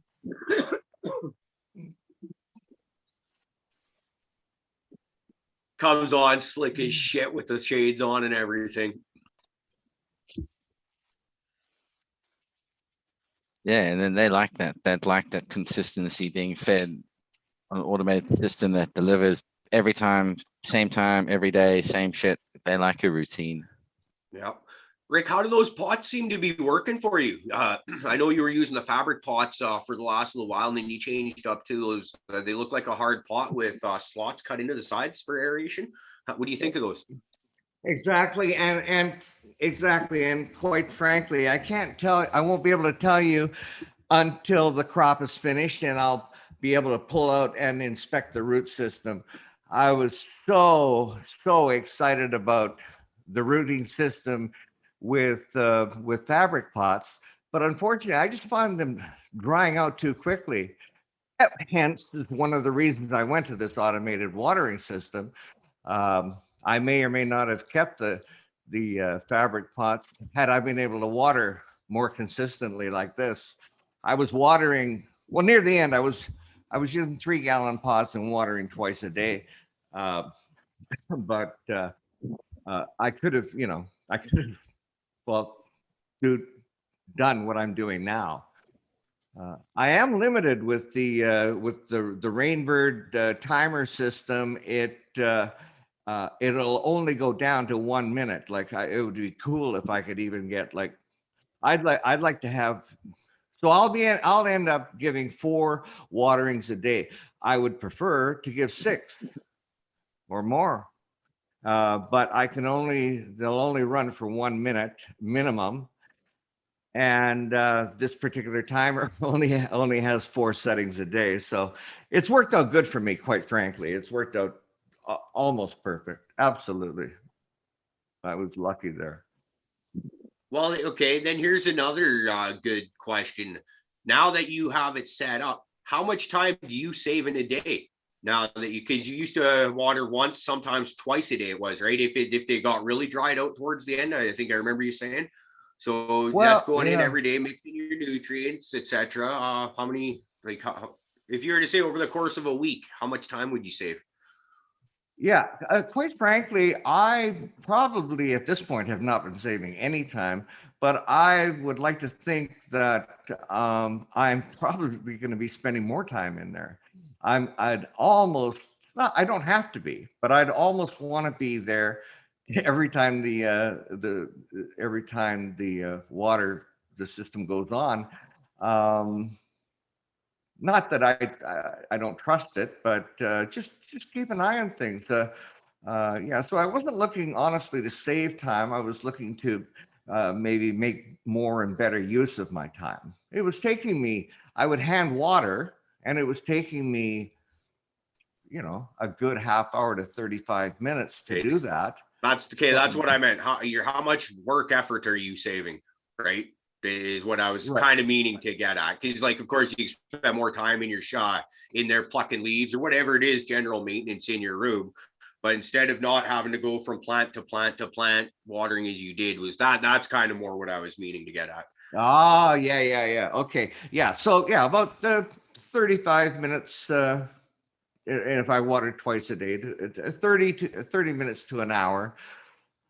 And I think you also touched on an interesting point where you said that, it's still being, it's not trusting the thing to do what it's supposed to do. But what I like to say with a lot of the automation and data and bits and pieces, it's a tool that's helping you out. You still got to check it. It's not doing it for you. It's kind of doing something, if you just, so yeah, you still got to check the plants, but you don't have to, and you'll notice straight away, oh, this one hasn't been watered. There's something wrong with the pump to this one, for instance. You still have to keep an eye on it. You're not necessarily there watching the pump work, but you're still having to check on what's going on. Automation doesn't take away the responsibility of keeping an eye on things. Yeah. I don't know if my camera picked up, but could you see in the hole of the cone? Yeah, and that is so cool. But I'm so anal about like the tiniest little particulate getting caught into, well, first of all in my reservoir, then through. I do have a filter that does catch up little things, but I'm just thinking, the tiniest little thing could really screw you up. And so I've reordered another 2 full sets just to have them for backup. And like I said, yesterday was the first day I actually made it automated. Like I programmed it. Up until then, I was in there every day, like 4 times a day, just to water, just to see how things were going. Now I still have another reservoir, and for that I use things like things that I want to make sure that I'm not going to have an issue with. So, like for example, recharge. I still hand water recharge, and any other supplements. If I'm CalMag, I'll throw into the res. Potassium sulfate, I like to use that, and I'll put that in the res. But recharge is probably the main one that I don't like to run through the system. And anything that's got like glucose, so like the heavy sugary, like the syrupy kind of nutrients.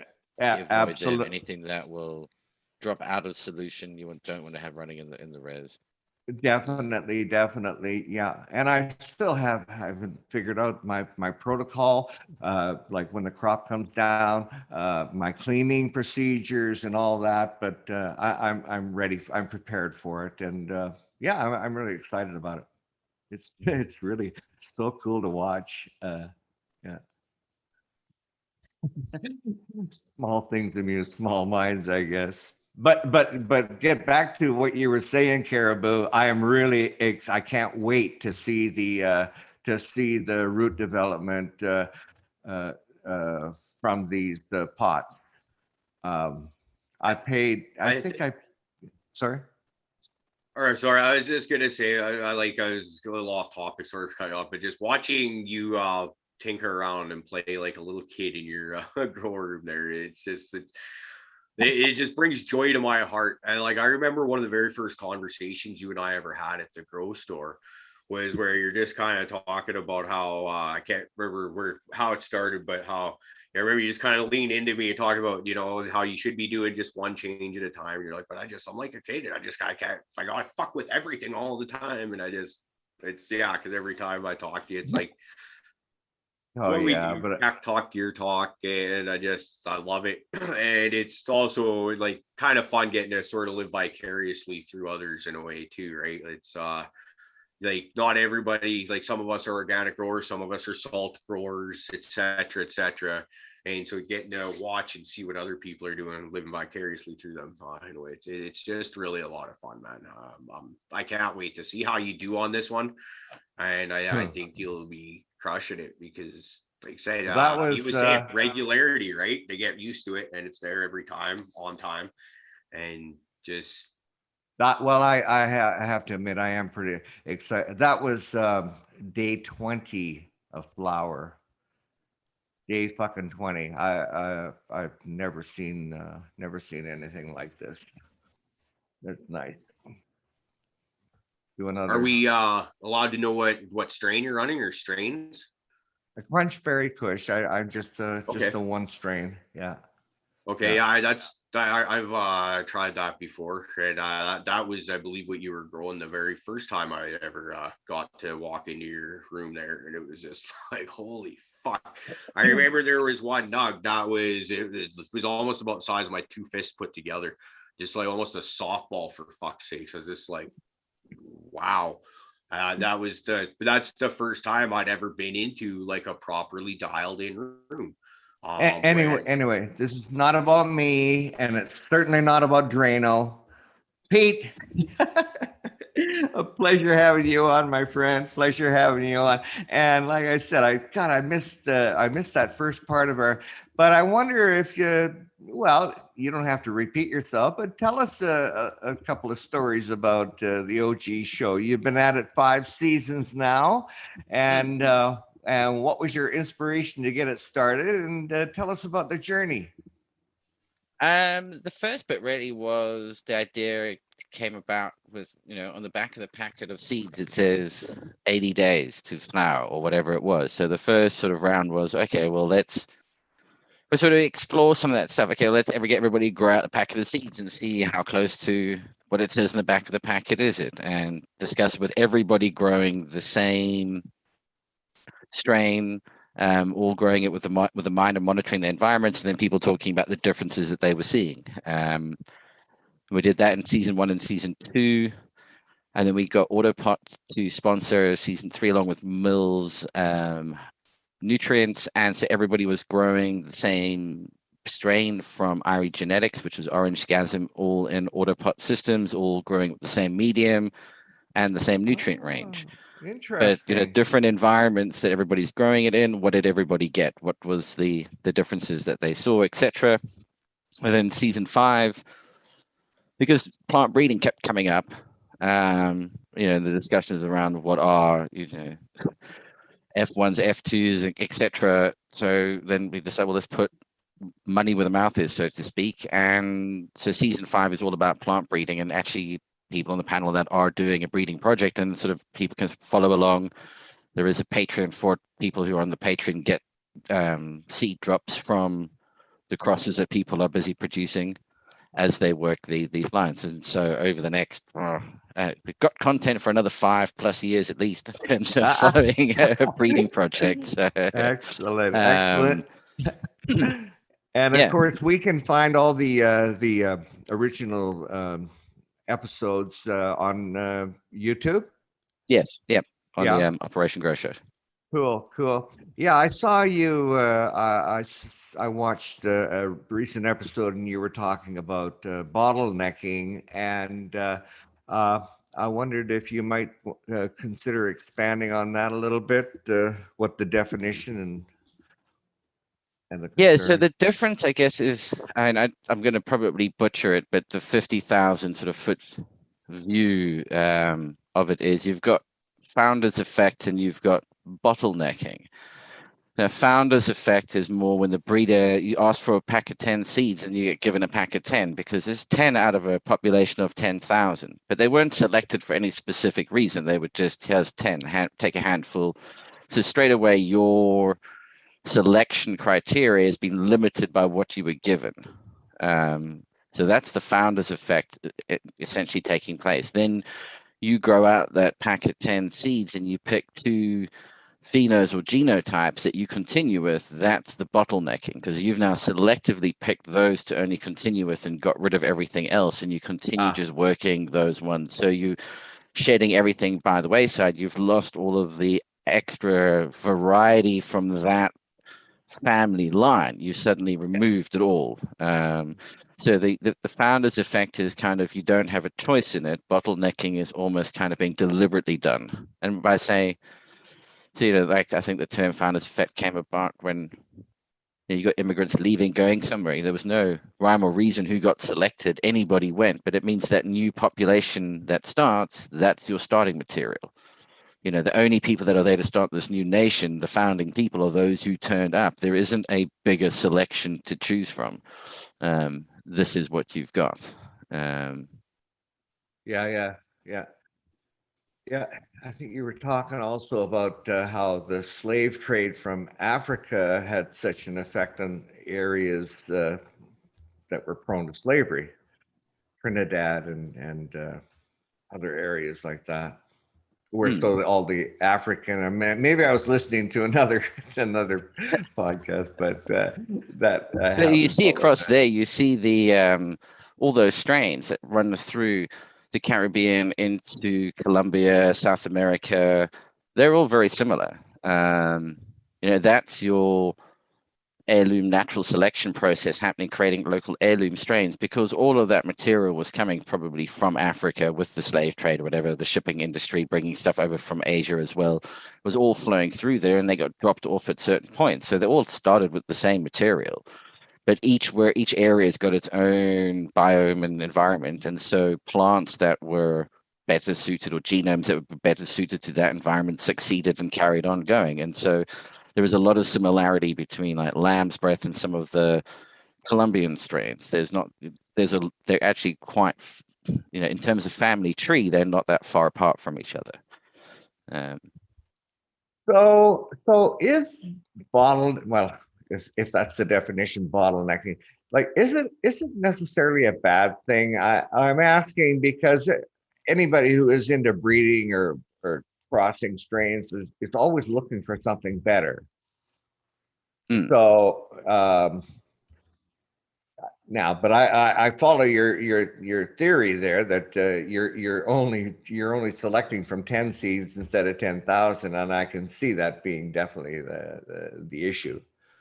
The trick would be if you kept. What people tend to do is they'll get rid of all of the offspring. Now, if you're keeping all of the seeds that you're producing around, but just choosing to carry on with these two, so you've still got that gene pool that you can go back to. The problem is people will pick those two, everything gets killed off. So it's only the variety of those two plants that you suddenly have to potentially pick from. The big problem is trying to go backwards and try to unpick the mess so that you've got access to the original genetics. If I give you purple, you've got purple, but if I give you red and blue, you can make purple. So really what you want as a breeder is to have the primary colors so that you can mix and match how you want to mix and match. Good point. Yeah. That's where the back crossing comes in. Yeah. Because that's trying to hook some of the original stuff back out of it again. Right on. Hey, 40, how about a tour of the store, my friend? Is this your new store or your?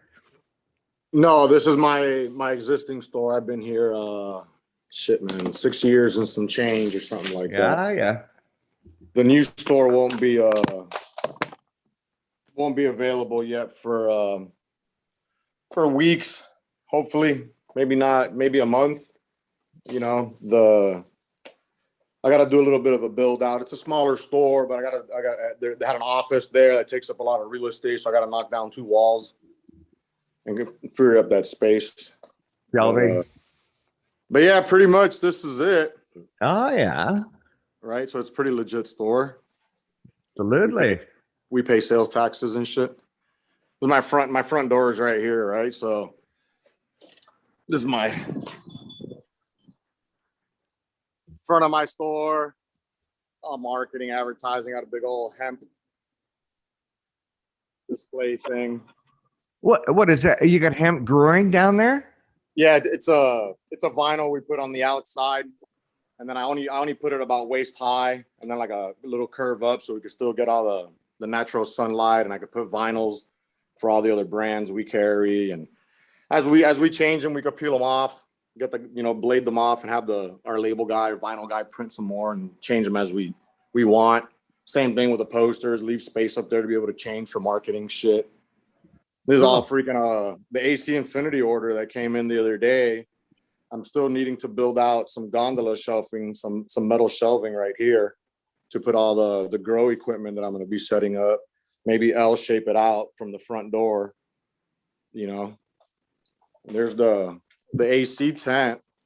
When I first there's just a little blurpy I have there for this little palm, not to burn it up.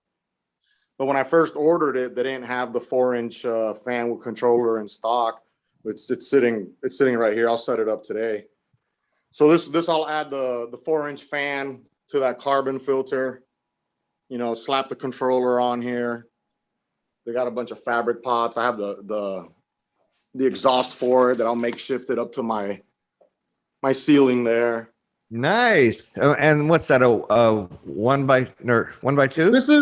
This is one of their more narrow tents. I only purchased it for display purposes since I'm not really going to be growing anything. I might put some peppers in there, tomatoes, but it's one of their more narrow ones, so it doesn't take up a lot of my floor space. And I do have it available. It's all these are tents. Those thin boxes there. So this is a 30 by 20. So it's only 20 wide. So it kind of fits inside of if you have like a 24-inch closet or 22-inch closet. You could tuck it right in there. Yeah. Excuse me. But yeah, I got some Viper Spectra LEDs, and I'm waiting for AC Infinity to launch their LEDs. They already announced, which is pretty cool. Bunch of their they got these fabric pots that have these little freaking rivets built in, so you could do all your LSTing and shit on the top edge of the fabric pots. Super thick. Nice. Yeah. I like the quality of it. We got a bunch of their new stuff that was crazy. As I'm adding stuff to the shopping cart, it felt like shit was getting added. They came out with their scissors. They have another one that has an alcohol scrub pad that you can leave it in there as you're using one. Yeah. Guys, just bear with me a second.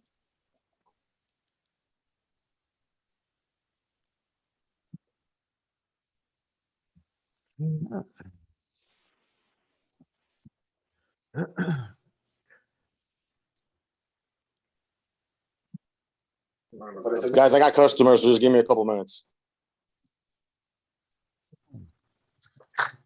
Has anybody else spec those AC Infinity lights? Like to see what kind of coverage area you're getting on them? It's not on their website yet. Well, as of a day or so ago, I haven't been able to find any specs on it. All right. I'm always on the lookout. I'm waiting for my 2 Viper Spectras to burn out. They're coming on 3-4 years old. Consistent running. Yeah. Pete, you said really you have to sign off. Yeah. Sorry, guys. I am going to have to bounce off. It's been great fun. It's nice to have a show that's not at some ungodly hour of the bloody day. Absolutely. It is really good. glad It you is made good. it by, Pete. No, thank you very much we for could having me on. accommodate. It's been a pleasure. It's been good chat. So yeah, everybody stay well, keep it up, and pleasure having you, we man. should get you onto you can jump onto the Operation Grow show at some point. Come and have a chat there, especially about that setup that you're running there, Rick. That would be quite interesting to think. I think people would be quite interested to see that. Nice to see when it gets those sort of setups. You don't see them very often, so I want to. It's good to see them done properly. I want to make sure I get more of the bugs out. And but thanks for the invite, and pleasure meeting you. Stop focused camera. That's how you get most of the bugs out. It's been a privilege. Have a great day. Cheers, everyone. Stay you, safe. Thanks for coming, dude. Later, no worries. Cheers. Okay, where were we before we were rudely interrupted by a customer Well, dear. once he's done I with don't that, even Rick, you want to do the Patreon list? I'd be glad to. Okay. We're back in the store right now. Yeah, go ahead, 40. He's gonna shout out the Patreon list or what? No, No, go no, ahead. after you're Go done. ahead. After you're done. Oh, I'm just whatever. What do you guys want to see? This is made by G Pen. It's a herb branded by Cookies. All the vaporizers, herb vaporizers, Volcano, that Stores and Brickle brands. The Da Vinci's, the packs. This is all like electronic vaporizers. Oh, man, this shit's pretty tight. That thing's called the Budsy. It's supposed to look like a water bottle. Well, it does look like a water bottle. It's got the lid right there, but then it's got a ceramic bowl and a mouthpiece. You can close it up, and then it just looks like this closed. Pretty cool. All the That's Puffco awesome. pens. Yeah, it's a smoke shop, you know. We got some art, some old school soda bottles, 100 years from like the 90s, early 90s and shit. I'll take one of everything. Yeah, I bet. How much how much are those? Do you sell those or are those for display? They're all collector's items from a buddy of ours, and he's kind of he kind of wants us to sell them.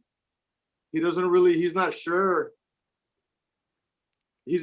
what their value is, so he said he'd get back to us. So for now, we just have them for decoration. Yeah, they really look cool. We got the Homestead Speedway down here, which is super popular. Especially this is earlier before it got rebuilt. It was rebuilt, and now it's badass. Wow. Pretty cool. You know, 1995. water pipes, freaking torches, a smoke shop, the Octave. So this thing's cool. This has a laser sensor with a digital timer and a thermometer. You put it underneath your banger, like you would set it underneath the banger right there. Bleep. And then when it gets to temperature, you could take your dab. And then the timer goes off also if you have it set to a timer. Oh yeah. Mystic Timber, these guys are pretty good. They make little dab tools, level 2 titanium, and these little hardwood handles and shit.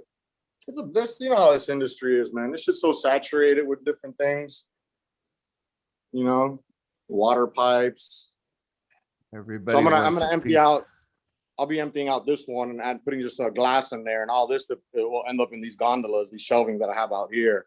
This is all like ashtrays and incense and spray for deodorizers that you want to be able to grab and smell them and shit, you know. Yeah. This is all kratom. Different kratums, mixed different brands. Got white Mangdaws and that OPMS gold is supposed to be like 3 times as strong or something to that extent. Same thing with the shots. But whatever, dude, it's a smoke shop. The crazy shit now is all this. All the disposable nicotine, all the fumes and those infinities up there and all these Kuvis and this shit. Yeah, I'll go out and I'm embarrassed. I'm embarrassed to show it. But this is the future cigarette butt. Let me take I can't see shit because of the glare, but look at the parking lot.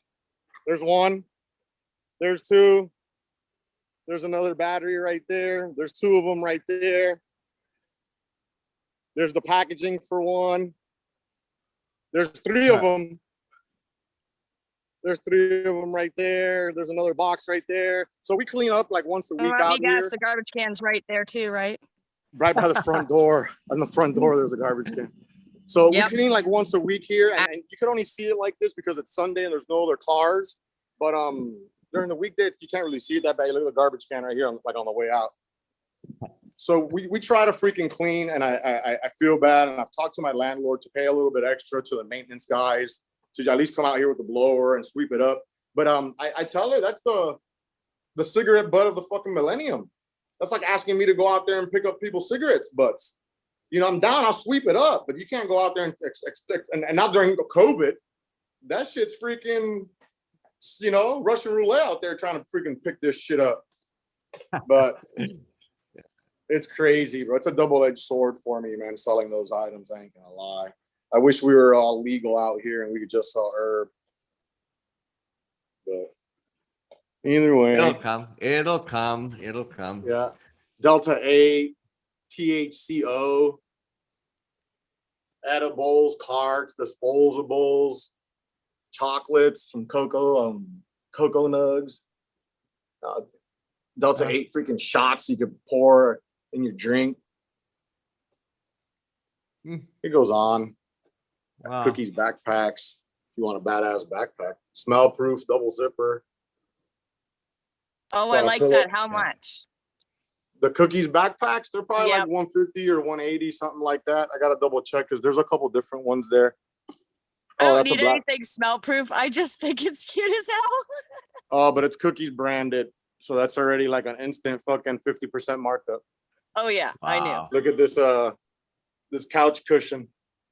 So what we're Huh. selling is just the dressing on the outside. You fill it with your own filling. It's supposed to look like a big Ziploc bag of Pineapple Express. Just student glass. Can't be a legit smoke shop without that fucking $500 or $600 water pipe. You know? Wow. Magic butter. We sold one of those the other day with all the molds. We carry the molds for the butter, the molds for the silicones, and the silicone molds say 21 on them, so it's pretty cool. Trim bins. These will be moved up front with the girl stuff soon. These are badass. These will change your life. Sit on the couch and indentation for your arms, and it's got a removable screen. You could clean or replace or change the mesh size to collect all your pollen on the bottom. Yeah, I've Yeah. used those for a while, and I mean the pollen that comes out of there, the Keith is absolutely a number one. I mean, that just doesn't get any better than that. This is all packaging people use to counterfeit their fucking products and repackage all their shit. Runs packaging and cookies, Doritos for edibles and Starburst for edibles, cookies, Palmettos. Some offbeat stuff. Jars. We sell a lot of bulk items. So all this that I have here, I have in bulk back boxes in the back. So all these herb jars and the concentrate jars. Those are like the same ones that 710 Labs uses with those white lids. Capsules and these I'll be moving. I'll be moving those up front with the grow stuff soon too. You guys might recognize those. Canico, Resonata, And the Resonado. You know, novelty. We sell them as novelty seeds. You're at your discretion. Cool. You know? Yeah.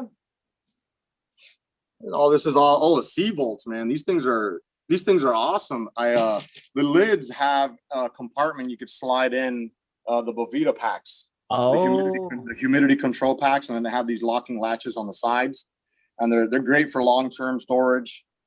You know, and they're smaller ones if you want to use them on a daily. I carry a smaller Bovita pack. So that's pretty much all of this. This is all storage for your herbs. These are the cookies jars that have the magnifying glass on top to be able to see your herb and shit, and built-in So LEDs. do you have a website with all this on it? I don't yet. I just launched the website. Now, honestly, it shouldn't even be launched yet because it's not fully built. But I just bought the domain and did that about a week ago. And I'm just waiting to get a web guy to help me out a little bit more on it. And with the new store coming, it's slim pickings on what I could do and so much I could do in a day. You know, this one fell, but this is the mason grinder. So you just put it on top of your mason jar and it rough grinds all your stuff and it'll drop it right into the mason jar and just take off your lid, take off the grinder lid and put it on another one. Cool. Yeah. I like that. Yep. The bump box. This is to make pre-rolled. So you drop your empty cones in each hole and then you fill it with your ground up herb. You put the lid on it and then you bump it. And then you push them all up and then you have, 30 something pre-rolls already. Right on. Scales and some nutrients for your body. Oh shit. That's about it, dude. Praise. All Oh, these are really good. These are all the high hemps, the CBD wraps that drop. You guys are good with these, the King Palms. Oh yeah. I know Johnny be fucking with those. And where's your honey? My adhesive? personal honey, I'm sold out, but this is my blunt liquor brand. Yeah. With my honey in the tubes. One's the CBD one and one's the regular one. Yeah, that's. I have actually seen one of those. Yeah, so that's my brand that I have it shaped and sized perfectly with backwoods and all the other blunt materials. So behind the thing. But, Andritz just left. Yeah, Cookie's freaking $75 rolling tray if you want to get in on this. My God, and mind you, I don't know what's going on in Vancouver, but I've never. You said how big this cookies thing was. I have never seen it. The Cookies brand. I live a sheltered life. Yeah. Yeah. It's a new age thing. Oh shit. Did I cut you guys off? Yeah. Oh, that's okay. I I was was earlier in my stand and I hit a standby. But yeah, that's pretty much it. The new shop's probably like 20-30 minutes south from here, a lot closer to my house, a little bit smaller. So I'll just be dedicating all the everyday churn and burn stuff. I probably won't set up an area with the grow equipment on there, but I'll have all the bare essentials, all the detox stuff and pipes and grinders and shit and all those disposables. What I'm going to add is cigarettes that I don't sell here because our demographics here doesn't call for it. But down there in that other location, it's an older demographic that's around there. And I think the cigarettes are going to sell still. And if not, I'll just stop selling them. Yeah. They in Canada, what they have to do now is they cannot show cigarettes in a full display. It has to be behind a sliding door. So we had that law here that your windows had to be blacked out so bystanders can't see water pipes and products that are only for 18 or now for 21-year-olds. But who the fuck? There's nobody enforcing that shit. Like, who's out there saying that you just bought a bong and not a water pipe? I don't know, fucking what company? Yeah, you know? yeah. Plus now pot. Okay, so a bong is a water pipe used for an illegal substance, right? So if you're medically licensed to have cannabis and you want to buy a water pipe for cannabis and you tell me you're smoking marijuana, who am I to say it's an illegal substance if you have your medical card? That's not an illegal substance anymore. Yeah.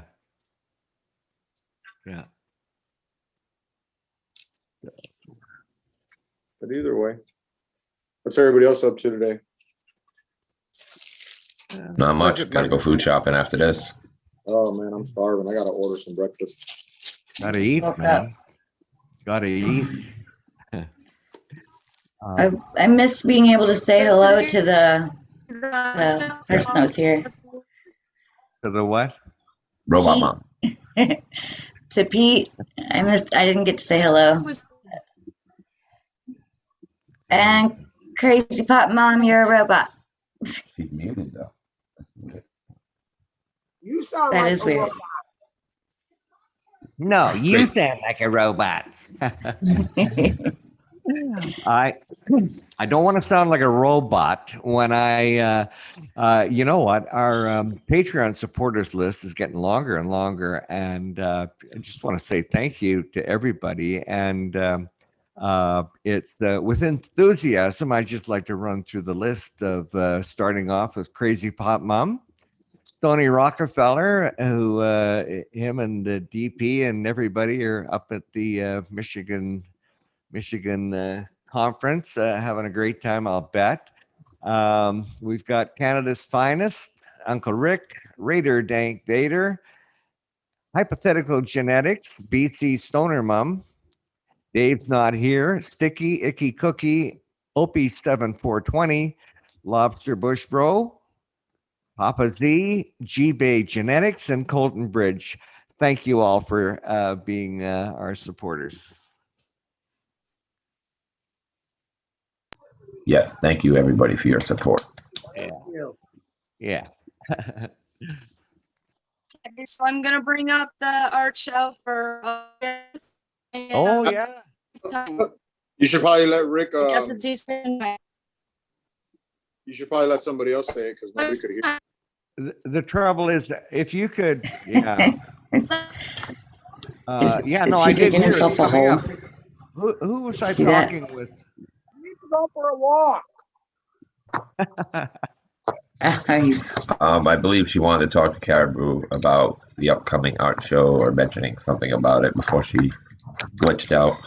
Oh yeah. I don't have all the details on it. We were hoping that she was it's internet service shit happens. We're hoping she could give us a little more info. To the best of my knowledge, it's going to be Wednesday, August 4th. I don't know if we've decided if we'll be running at 5 or 6 p.m. Pacific yet, because we've done a Wednesday show on each of those times. We'll hammer that out as soon as we're able to, and get the rest of the details on. But it sounds like Crazy Pop Moms put together one hell of a lineup of artists to be able to come on and do their thing and talk arts. I think it'll be a really cool break from the usual. Who's pounding their pud? Sounds like someone's masturbating in the background. You know it's hype. It did kind of sound like that though, didn't it? Every time I hear that noise, I know it's hype. Any other noise could possibly be me. Yeah, no, it's all good. And Johnny, cover up those nipples, please. Johnny's getting naked. If I had to go and change what I was wearing and cover up more, then so does Johnny. Yeah. Yeah. Here. Oh shit. Can you? How's the sound coming through, Crazy Pop Mom? I don't know. Do I still sound like an act? Yeah, we're getting bits and pieces of you, but I have no shoes on and I'm gonna walk down my feet. well, should be all. I don't think she's trying to talk. Oh yeah, she is. She's like not being heard. Okay. We heard that. Yeah. Did you turn off your Wi-Fi yet? That's what you want to hear, right? That's what you guys do. It's got me this far. Okay, Collective hearing. Can you hear me yet? Much better. You're much in the better. corner. Have you seen my mom? No, she must be on a call. That's cool. You don't want to get into my mom's turf. She's wicked territorial. Okay, so I'm here now. Okay, August 4th at 9 p.m. Eastern time, we're doing the art show. It should be like super cool. I'm not going to give away some of the things that we're doing, but it's going to be awesome. Can you tell us a few celebrities nothing. that you're going to have? Well, basically, we're all very talented on our panel, so most of us are going to be there. Yeah, I'll be watching. See, there's only like a handful of yous where you're going to be watching. I'll be with you, Rick. Maybe I'll come over and hang out with you that night. We'll watch it on the couch together or something like that. See, that sounds like a plan. Would you like to see my stick figures? They don't look good. They can't be worse than mine. They're I'll tell you wonderful right now, stick it's about figures. where my artistic talent begins and ends is right there. I can draw a pretty decent stick man, but beyond that, Yeah, I can't. I just got to tell her to quit adding an arm between the legs. I'm like, that's not what belongs there. That's a lie. That's a lie. It's a tripod. I consider myself a genetic artist. Okay. You make some killer pizza, I bet. Shit. I miss when my shirt used to say pizza artist. It doesn't anymore, but it used to. Never say sandwich artist. Look up there, Rods. Did it ever say sandwich artist? Oh Nope, never worked at Subway.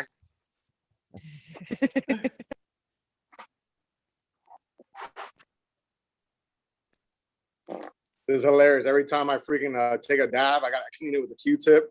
So I make sure I tell the employees now that you guys are gonna make sure you throw this shit in the trash, like behind the counter where nobody sees it, because people that don't dab don't really understand what a dirty Q-tip is sitting on the counter. Yeah, that might not look really good. Their first assumption, I've seen it happen. We'll use one side and the other side will still be clean. So I was like, oh shit, let me just rest it right here. And then I'll use it on the next dab. But somebody walks in or something like that. And then I can see them like talking and they're like, oh yeah, because I need. Like, ew. Yeah.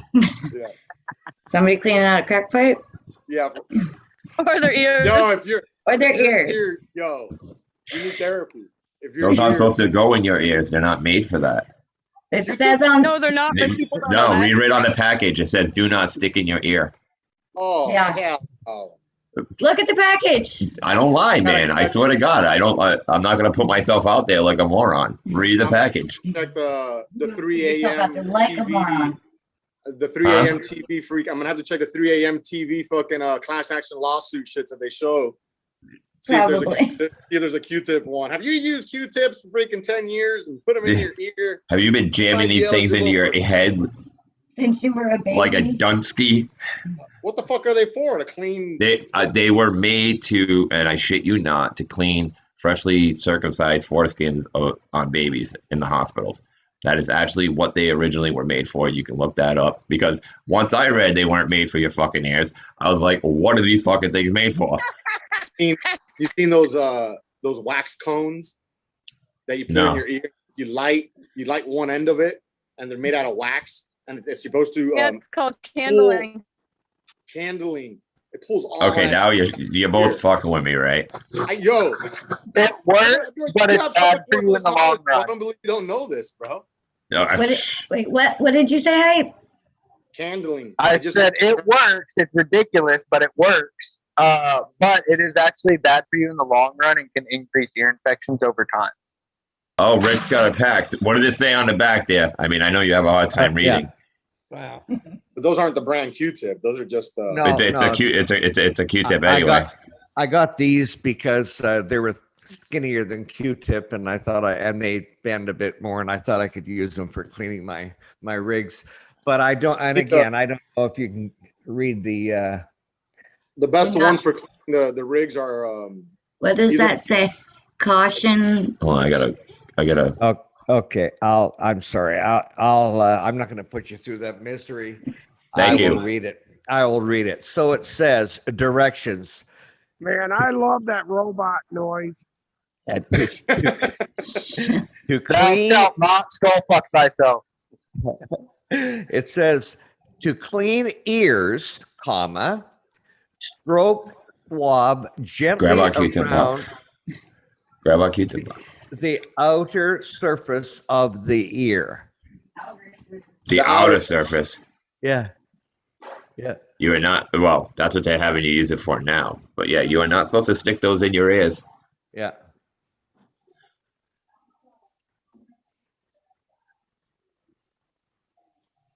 Hello? Hello. Oh, I didn't know if I lost y'all, man. I don't know, man. It felt like I was in the Twilight Zone.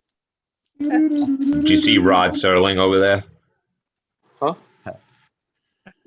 No, Rod Serling. You know, the introducer to friggin' the Twilight Zone. Yeah, that's who I was talking about earlier. Did you look before you crossed the street, Johnny? No, I'm He's fucked up. walking I don't by care. looking through the camera of his phone. He's not even actually using his eyes. I am using the phone, man. I'm walking to my mother-in-law's where I got about 10 plants. I ain't checked on them in about a month and a half. I think I better check on them. But that's just my excuse to pay the wife back for getting drunk and hungover. She just woke up and I was chewing her out. I'm like, hey, get up. Let's go have Bloody Mary. Fuck you. I said, well, I got to go do shit. Bye. I'm sorry. You coward. But other than eggs, what else? What a bigot. A little bit of everything. Wow. For 25 milligram peanut butter cups and then 25 milligram dark chocolate. Huh? Breakfast of champions. I'll bet.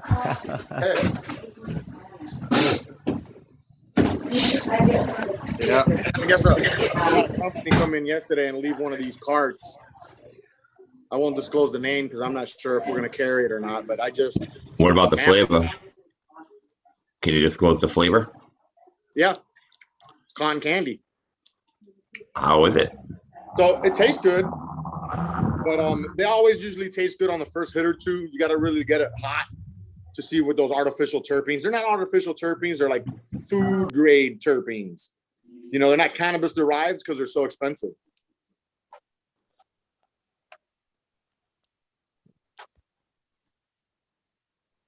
Super cotton candy. I taste the wood tip. It has a natural wood tip. And I kind of got like a little. Yeah, I actually had one with a wood tip. It's got like a sweet flavoring actually, kind of on the wood tip itself. Wondering if that was the tip because I got a little wood. What's cool about it is you can bite it, you know, and hold it there, and there's a tiny ass battery for it, like fucking smaller than the cart. And you could obviously recharge that one, right? Yeah, micro USB. That's not too bad. Super small, dude. Look at this shit. What's that run? $20. Well, here. Oh, that ain't bad at all. We're very well priced here. For a store. I usually just grab the cheap ones that you just quickly screw on, like the Law, the pen ones. Got, you know, it's. Look at the size of this thing. Yeah, that's pretty badass. Huh. Yeah, I got it. So how long do you think it's going to be before we get cannabis-derived terpenes that you can spray on your already dried and cured flower? You could get them. You get them already. Cannabis-derived? Yeah, cannabis derived. They don't have THC, so it's legal, but it's like $80 a fucking quarter of a gram, like a millimeter of this shit, or 3 millimeters of it. Don't quote me on the price, but it's like not, you know, nobody's gonna buy that shit to spray CBD. You know, we're selling freaking eighths of CBD for like $40, dude, of Delta 8, and Delta 8 sprayed. That's not a flower. It's CBD or CBG sprayed with Delta 8. You know. Where's that at? And what are you supposed to do with that? Spray that on your flower for flavor? That's all. This is Delta 8. Ugh. The terpenes you would. All right, with the terpenes, gotcha. So this is CBG flower, not even CBD flower. CBG Too many letters. Infused with Delta 8. Did you say THCO earlier? I thought I heard you say that. THCO. Yeah. Did you say that? Yeah. THCO gummies. Okay. There's another letter. Yeah. What's wrong with letters? I want a W. Oh, I can't wait till the THCW comes out. Yeah, belt. Moon rocks. Delta 8 CBD moon rocks. The industry's crazy, dude. Freaking Yeah. crumble, Holy crap. honey, all types of tinctures, beard oil, beard balm, you know, pet care. You know, They're putting CBD in a lot of beauty products too, selling them at even like major stores like CVS and shit. There's actually a brand or two that I want to pick up that I saw at a vitamin location that sells supplements, and these are all dabs, like 2 gram dabs. These are really good though. I'm not gonna lie, I was just dabbing on that grape one. I have like face wash that CBD or oil, sativa seed oil. Yeah, something like that. Something like that. Yeah, one of them sativa seed oil and one of them CBD. One's soap and one's lotion. But so all these companies, you can see it's kind of like the packaging, and it's all just kind of hype, and everything looks, you know, cartoony, and what the industry's, you know, asking for. But when I went to this vitamin place, there was like Martha Stewart's line, you know, and who's this dude that has the Montel Williams line? You know, so they're like legit. Montel Williams line. Yeah. So they're like legit CBD lines, not some fly-by-night company that might be bought out in 2 or 3 months. That industry's so volatile. None of those companies I have on there, maybe one of them, maybe 2 of them, have been here for over a year or 2. The rest of them are every 3 months. They sold out or they got bought out or whatever the fuck. I can't wait till Maury has one. Yes, that is your flower. You know, maybe I can see that. I can see the slogan. Yeah. Wow, man, that's crazy. Martha Stewart. Well, I could see her riding with Snoop Dogg. So I mean, yeah, I was just gonna say. I could say that, so I could see that. But I mean, what was the other one? Montel Williams? Is that what you said? Yeah. I can't like. Dr. Phil. Arsenio Hall. Those are the legit C-Cell brand battery. If you're familiar with C-Cell, they make the carts, the ceramic cell carts. I sell them in bulk. And then they make the battery for them. These are all different stick batteries, different drop-in batteries. A bunch of bullshit, dude. There's so much stuff in this industry, and there's a lot of fakes, bro, and a lot of counterfeit. Your head shop is probably 3 times bigger than any other head shop we have here. Yeah.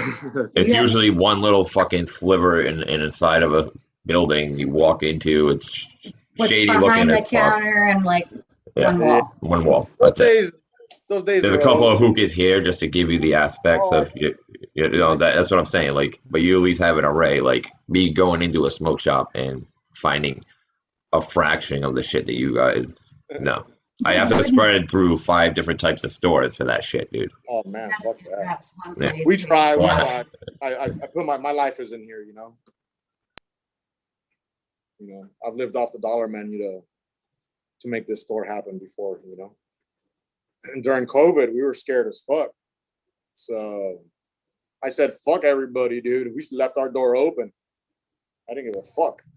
Yeah, the one place up here had to shut down, but that was mass. Yeah, we were so busy that we had to put a table by the front door to serve people because there's just a line of people driving through here because everybody else was closed. Yeah. You know, they told us something, 4 or 5 days into it. But I talked to the officer, dude, and I'm like, listen, bro, unless you're going to pay my landlord, they're still asking for her rent. My mortgage company is still asking for their mortgage. Unless you guys are going to subsidize me somehow, I got to pay my bills, bro. So there's only one thing that didn't stop for the most part, and that was the liquor store. It was never, if anything, they went up in 70% sales because of people being stuck at home. When the economy goes bad, tobacco, alcohol, drugs go up. Everybody's stressed out. Everybody's staying at home more. You're not working. You're consuming more. You're escaping reality. Cigarettes and booze went up. Yep.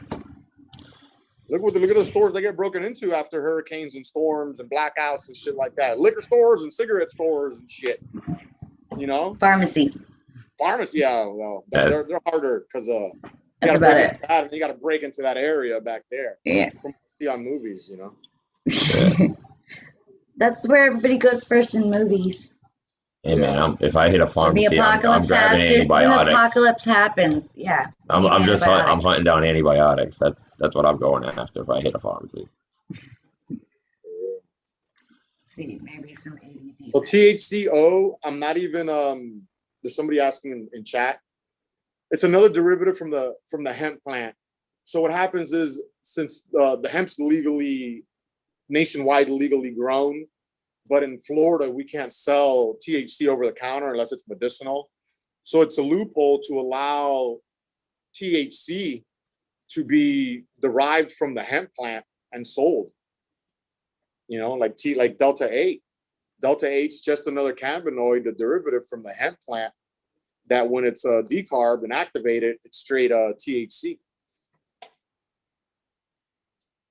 Show them what's under the register.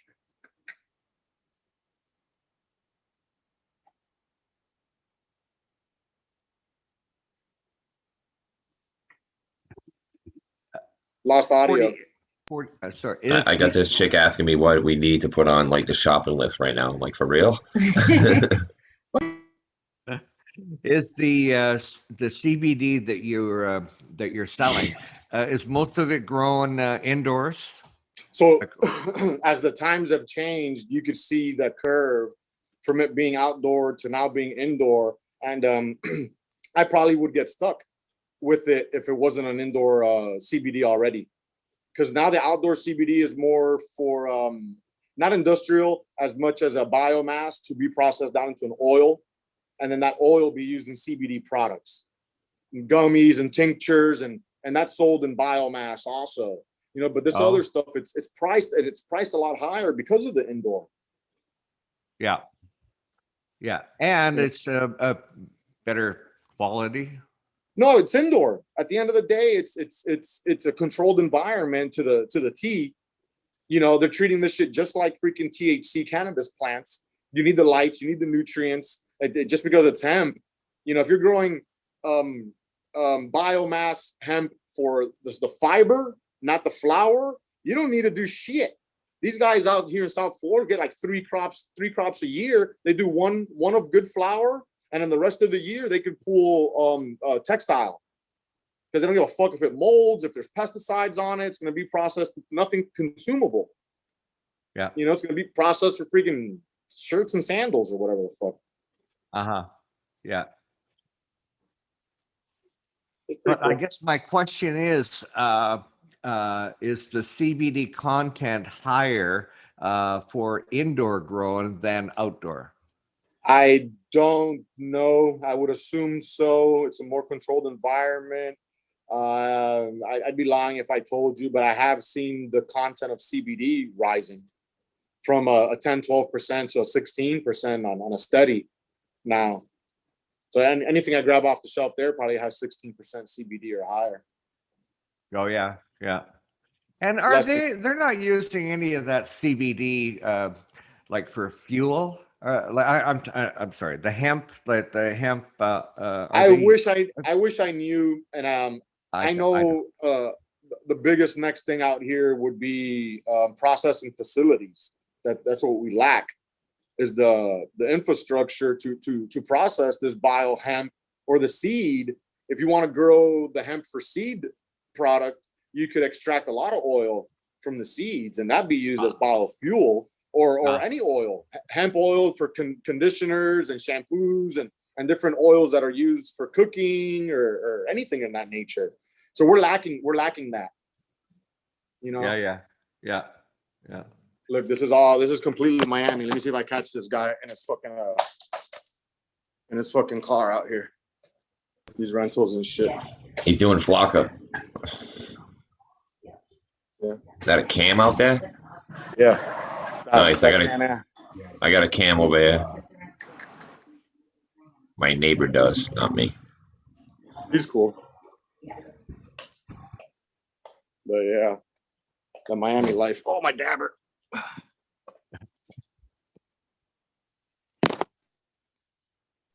Oh shit, I did it again.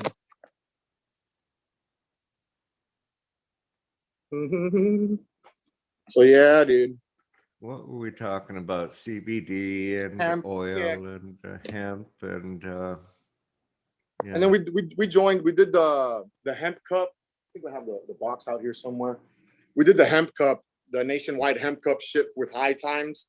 So what we ended up doing with some of the winners is we picked their brand to carry just for the marketing aspect of it, to tell the customers like, look, these guys are the winners of the CBD, of this edible or of this tincture or of this vape pen or whatever it may be. So Yeah. we're involved, you know, we enjoy it. I'm looking at the well, not only the legality or of cannabis ultimately becoming legal federally, but even more so from a medical standpoint, that it be removed as a Schedule I drug. And the big thing about that is, as long as it's a Schedule I drug, they can't do the research that they can't. Yeah, I mean, there's private companies that are doing all the things that you've got behind your back there, but to really get into the nitty gritty, it has to be removed to Schedule 1. Apparently, even cocaine is Schedule 2 because they claim that there's some medical value to cocaine, and cannabis is still a Schedule 1, and it's. But it's all going to change, and I'm really looking forward to the day. But again, just from a being able to do the research that other countries like Israel are doing with cannabis is. I think they lifted that I think it was a law that they had that since it was a Scheduled 1, they weren't allowed to do the studies on high THC because of that. So I think they passed a bill or something that allows them to do the study now on high THC plants, but still remain under that schedule. Don't quote me. I'm horrible with fucking information, dude. But I'm yeah, I try to. There's just so much false information comes out. I try not to get too involved in it anymore. Yeah, I hear and read so many things that I'm not even 100% sure some days where I got the fucking source from. So it's better not to even say shit. If it comes from Prophet, I need like three other freaking inputs and shit just to verify what Prophet says and shit. What I do now? It has to verify the shit you say. I need like three opinions after one of your opinions. Oh God. Yeah, sorry, man. Yeah. Nah, I don't listen to you from the first opinion, man. So I know, that's why you guys like me. You actually know how not to listen to me, so that's perfect, man. It's perfect. Selective hearing, dude. You guys got that shit down. You guys are like actually kind of like my women. I'm impressed. Oh. Like in one ear and out the other. Shit. All right, guys, I'm freaking starving. I gotta order some breakfast. Yeah, I gotta do the same. Not order it. I gotta shop for it. Yeah, I gotta start my day too.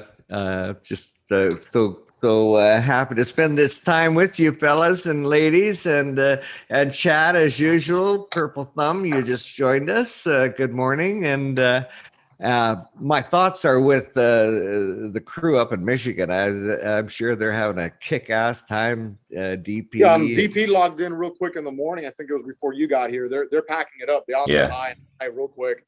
They're packing it up and getting ready to head down. I wouldn't doubt if they're already on the road. Yeah. They started at the beginning of our show. They were packing shit up. Oh, I thought it was a 2-day thing, but okay. Sunday. I thought so too. Oh, yeah, it is Sunday. Yeah, man. 2 days flew by. I'm sure some people leave a little bit later because they live closer. But these guys have got a hell of a drive, dude. They got like a whole day drive. Yeah. Geez, Indica said he took him 25 hours, man. That's a dedicated. I think he detoured like 16 hours to pick up DP. He went 19 hours to get to DP. We're just throwing No, I remember that being like 19. I was like, fuck that.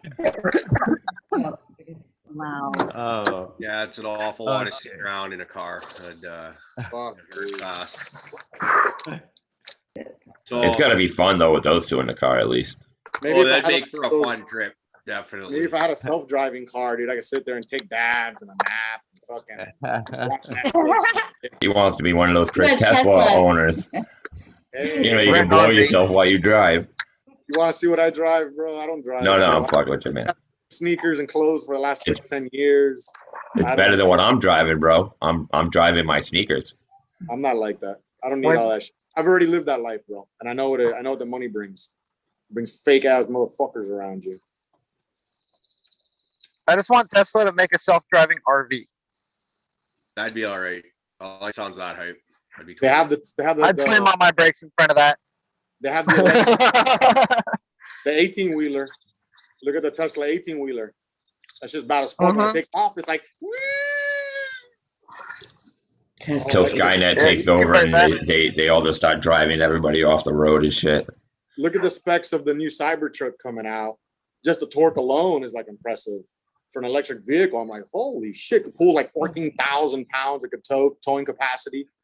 You talking about the 18-wheeler that's got solar panels all down the fucking side of the box? Well, Have you seen that's that? one of them, but they're about to launch, or they just launched their the Cybertruck, which is the pickup truck. That thing's got like 14,000 pounds of freaking towing capacity and shit. I don't know, man. It's gonna work like a remote control car. You charge it up, you get to play with it for an hour, then you gotta charge it for fucking 8. You remember those days? Yeah, those sucked. You needed extra Get it for battery. Christmas and you can't even play with it yet. Yeah, and then You you're like, gotta one of your boys want to play with it. It's like, yo, I've been charging it all day, bro, just to play with these 10 minutes. I'm not gonna let you play, bro. Get the fuck Yep. out of here. My toy. Shit. All right, everybody in chat, man. Thanks again. A lot of heads in there today. Cheers, everybody. Y'all enjoy the rest of your Sunday. I gotta get some food in me, man. The customers are gonna start rolling in here. Everybody's waking up from their hangover. So Thanks for the again. tour, 40. Take care, Rick. Take care, Bye, everybody. Later, 40. Have a great day. So when I was just off camera there for the last whatever, I was just those 3 plants I was showing you guys are now sitting under one of those Canon LEDs. I found a spot to be able to hang that and get that going. So we'll see how those go. And then next week, hopefully they'll be out into a tent under a couple of those. See what happens. You have a dimmer on that Canon? Yeah. Yeah. So. Yeah, you'll be looking to dial that down here real quick, like here. Right now, they're not directly under it, they're kind of off to the side because worried about frying them right off the bat. Listening to what you're telling me, like with your HLGs, you can't even run those anywhere near full blast. And also, I've heard that if you're when you're doing your 18 and 6, you should be dialing them down 30% anyways. Which, knowing that now, when I think about how the freak show and all those crosses kind of fucked up, especially the stuff that was taller, closer to the lights, that does actually make sense, the light intensity like that. So as soon as I find the problem is you need the right size Phillips screwdriver to be able to fit it in there, because it's not not an obvious knob or anything like that. You got to get it into the hole and turn it, and you know how it is. So man, can you raise it? Say again? Can you just raise it higher instead of having to dim it? Yes, I can. Right, but well, with it to an extent. Right now, it's kind of sitting with 2 shelves that are about 4 or 5 feet tall, with a bar going across, and then it's just hanging off of that in between. So right now, it's about 4 feet above the plants, and that's kind of where, as far as I can get it right now. So dimming it down it shouldn't be too hard. It's just a matter of where's the screwdriver. I got you. Yeah, I've got my 3 big piece and solo cups in like on the edge middle of my tent, like right in front. When you end the dipper, you almost knock them over. But then I've got my light basically where they were at when they were flowering in 2-gallon pots. So it's up, I want to say like 4 feet on them. Okay. Right on. And that's the Mars Hydro that I have in there, the TS3K or 2K, whatever. Fire out too, man. Hey, anytime I ever see what you're doing, it's freaking awesome. It's actually, you know, that just reminded me though. It's been a while since we've had one of, like, when you first started doing the shows. Just almost every time you were on, you were in your tents and hanging out in your tents and doing all that. And now I'm just realizing it's actually been a while since we've seen that. See what hike's got going on. Yeah, I've been trying to have it knocked out so that I can actually like pay attention to the show, but I can totally go back to doing that. Yeah. I just I kind of got things dialed in to where I don't really need to be in there that often. And like last grow, I really didn't. I'll be honest, I was lazy, and like the second half of it, I quit doing the second watering. I just overwater them heavy in the morning and give them like a nice solid like inch reservoir in the trace that I had. And just, all right, cool, you guys, that's all you get for the day. So by the time it would be like, hey guys, here's something to look at. I was like, well, screw that night visit. They're fine. They're live. Now, I did flood my tent right at the end, too. That was fun. I had one of my float valves die, I guess, fail on me. And I've basically emptied 12 gallons into my 4x4. So that was fun. I'm glad I don't buy nutrients. Yeah. I just hit up every nutrient company. I go to their main page and hit the contact us button and request samples. And so far, I haven't had to buy nutrients since my first run, other than I got a top up box of Bud XL. That's awesome though. Nutrients get expensive, man. So like, yeah, if you're able to get around and avoid the cost, why not? Yeah, this round I'm using what is it? Harvest Green Harvest, Emerald Harvest. There it is. Using Emerald Harvest nutrients, Raider plus me with the box kit. So I'm running that, and then but I've been cheating a little bit on my hatching gut for the competition. So I've been feeding them the Roots Excel and the aminos from the other line because I really like what it does to them. Big noticeable daily growth. So Ray Sungrow 207 says maybe you guys should every now and then do a show where you allow home growers to come on and show their grows. And my goodness, well, I can't speak for Caribou, but I'm. Does sound like Friday. But that, you know what, that also sounds like Sundays too, though. To me, like Tuesdays is usually kind of like, say, primetime TV, right? Where it's like we've usually tried to have a guest with a recognizable name that most people say, hey, I've heard that person. Sundays have been a lot of people that are lesser known and people that are hanging out in our chat a lot of the times, and hey, come on, hang out. So if you like someone to come on and show us what you got, just reach out to us and let us know, and we'll get you on. Absolutely. Now, should people be directed directly to you, Caribou, or Bees, or both of you, if you're interested in coming on? Because we'd love to have you, man. Love to have you.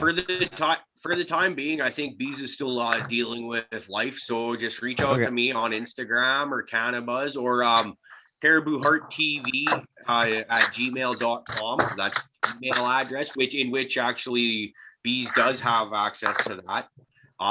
So it's Cool. yeah, whichever is it. Yeah, Instagram and Cannabuzz is Caribou Heart Organics. Where you can find me. So I'm going to start my day. Just want to wish everybody growers love, and we'll see you Tuesday. Have a great day. Have a great day, Uncle Rick. Thank you for Later, your Rick. little tour earlier. That was very, very cool, man. My pleasure. Love you. I'm jealous. Well, now that we Well, I got suppose I rid of should the get headed geriatric to. committee. I think I need to get heading to. We open in like 5 minutes, 10 minutes. So I should do all my pre-opening stuff. Be a good boss. Bye, Hype. Have a great day. Y'all have a good Later. one. All right. Later, Hype. You have a great day, brother. Love you.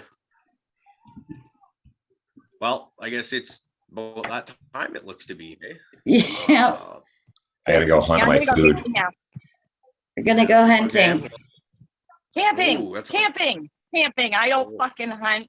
Camping.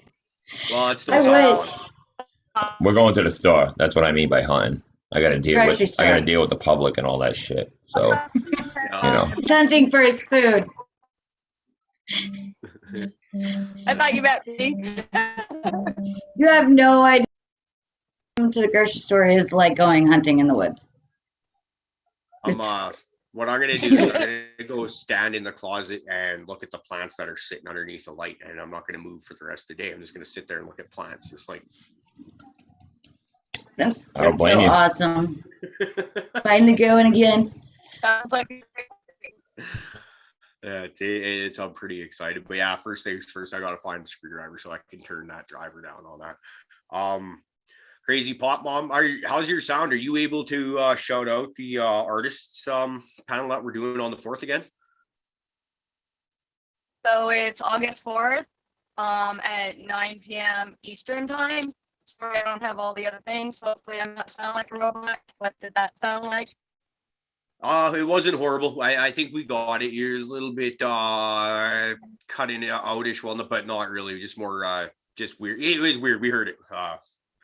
But thank you very much, and also thank you for stepping in and putting that one together. It's going to be a great time. Oh, and we lost her. All right, down to 3. And with that, everyone in chat. Oh, she's back. Did you come back to say goodbye? How does that work? You disappeared and then came back. I didn't even know that was doable. Now I'm gonna talk. So August 4 p.m. Eastern time. Am I here yet? Okay. Well, I love you all. Hopefully you heard that. We love you too. Bye. Bye. All right, and yeah, everyone in chat, you guys are awesome. I'm seeing Yima fucking on there. And right now, this morning before the show started, I was actually still editing together that the second Yima fucking Haw episode where we had to fucking cut some shit out and maybe put some shit back in and fuck around. And I think I've got a whole new idea for what I'm going to do with one part, which you guys don't get to know about for a while. So delay. By the end of the year, Yima fucking Haw, we will have you in back up your episode back up on YouTube here. Just life takes a while, but by the end of the year. but like, you know, I mean, that's a realistic number. I think so. I think it is. I keep thinking like, oh, maybe by the end of this week I'll get it out, and then that week comes and I'm like not even able to look at it. But what I had to do is like, so there's that episode, right? I had to download that, which no big deal. It's fairly easy, and then go through that and cut out the Ric Flair fucking video part. But then I had to go through and another fucking meeting where it was like Prophet Dave and I, we sat there talking for 3.5 hours, and we only managed to get about fucking 10 to 12 minutes of the actual shit we wanted to do on there. And I had to go back and watch that entire thing, fucking cut pieces out of that. And then there's another one of them. It was like, but I think it'll be funny as fuck by the time. It sounds awesome. You know what? Nobody puts Yima fucking Haw in the corner like that. That's right. But anyways, guys, I love you all. Growers love, and we'll see you Tuesday. Bye. Later, guys. So we'll be talking to you. Chat Thanks for later. having me on today. Thanks for joining us. Yep. Always. Love you, babe.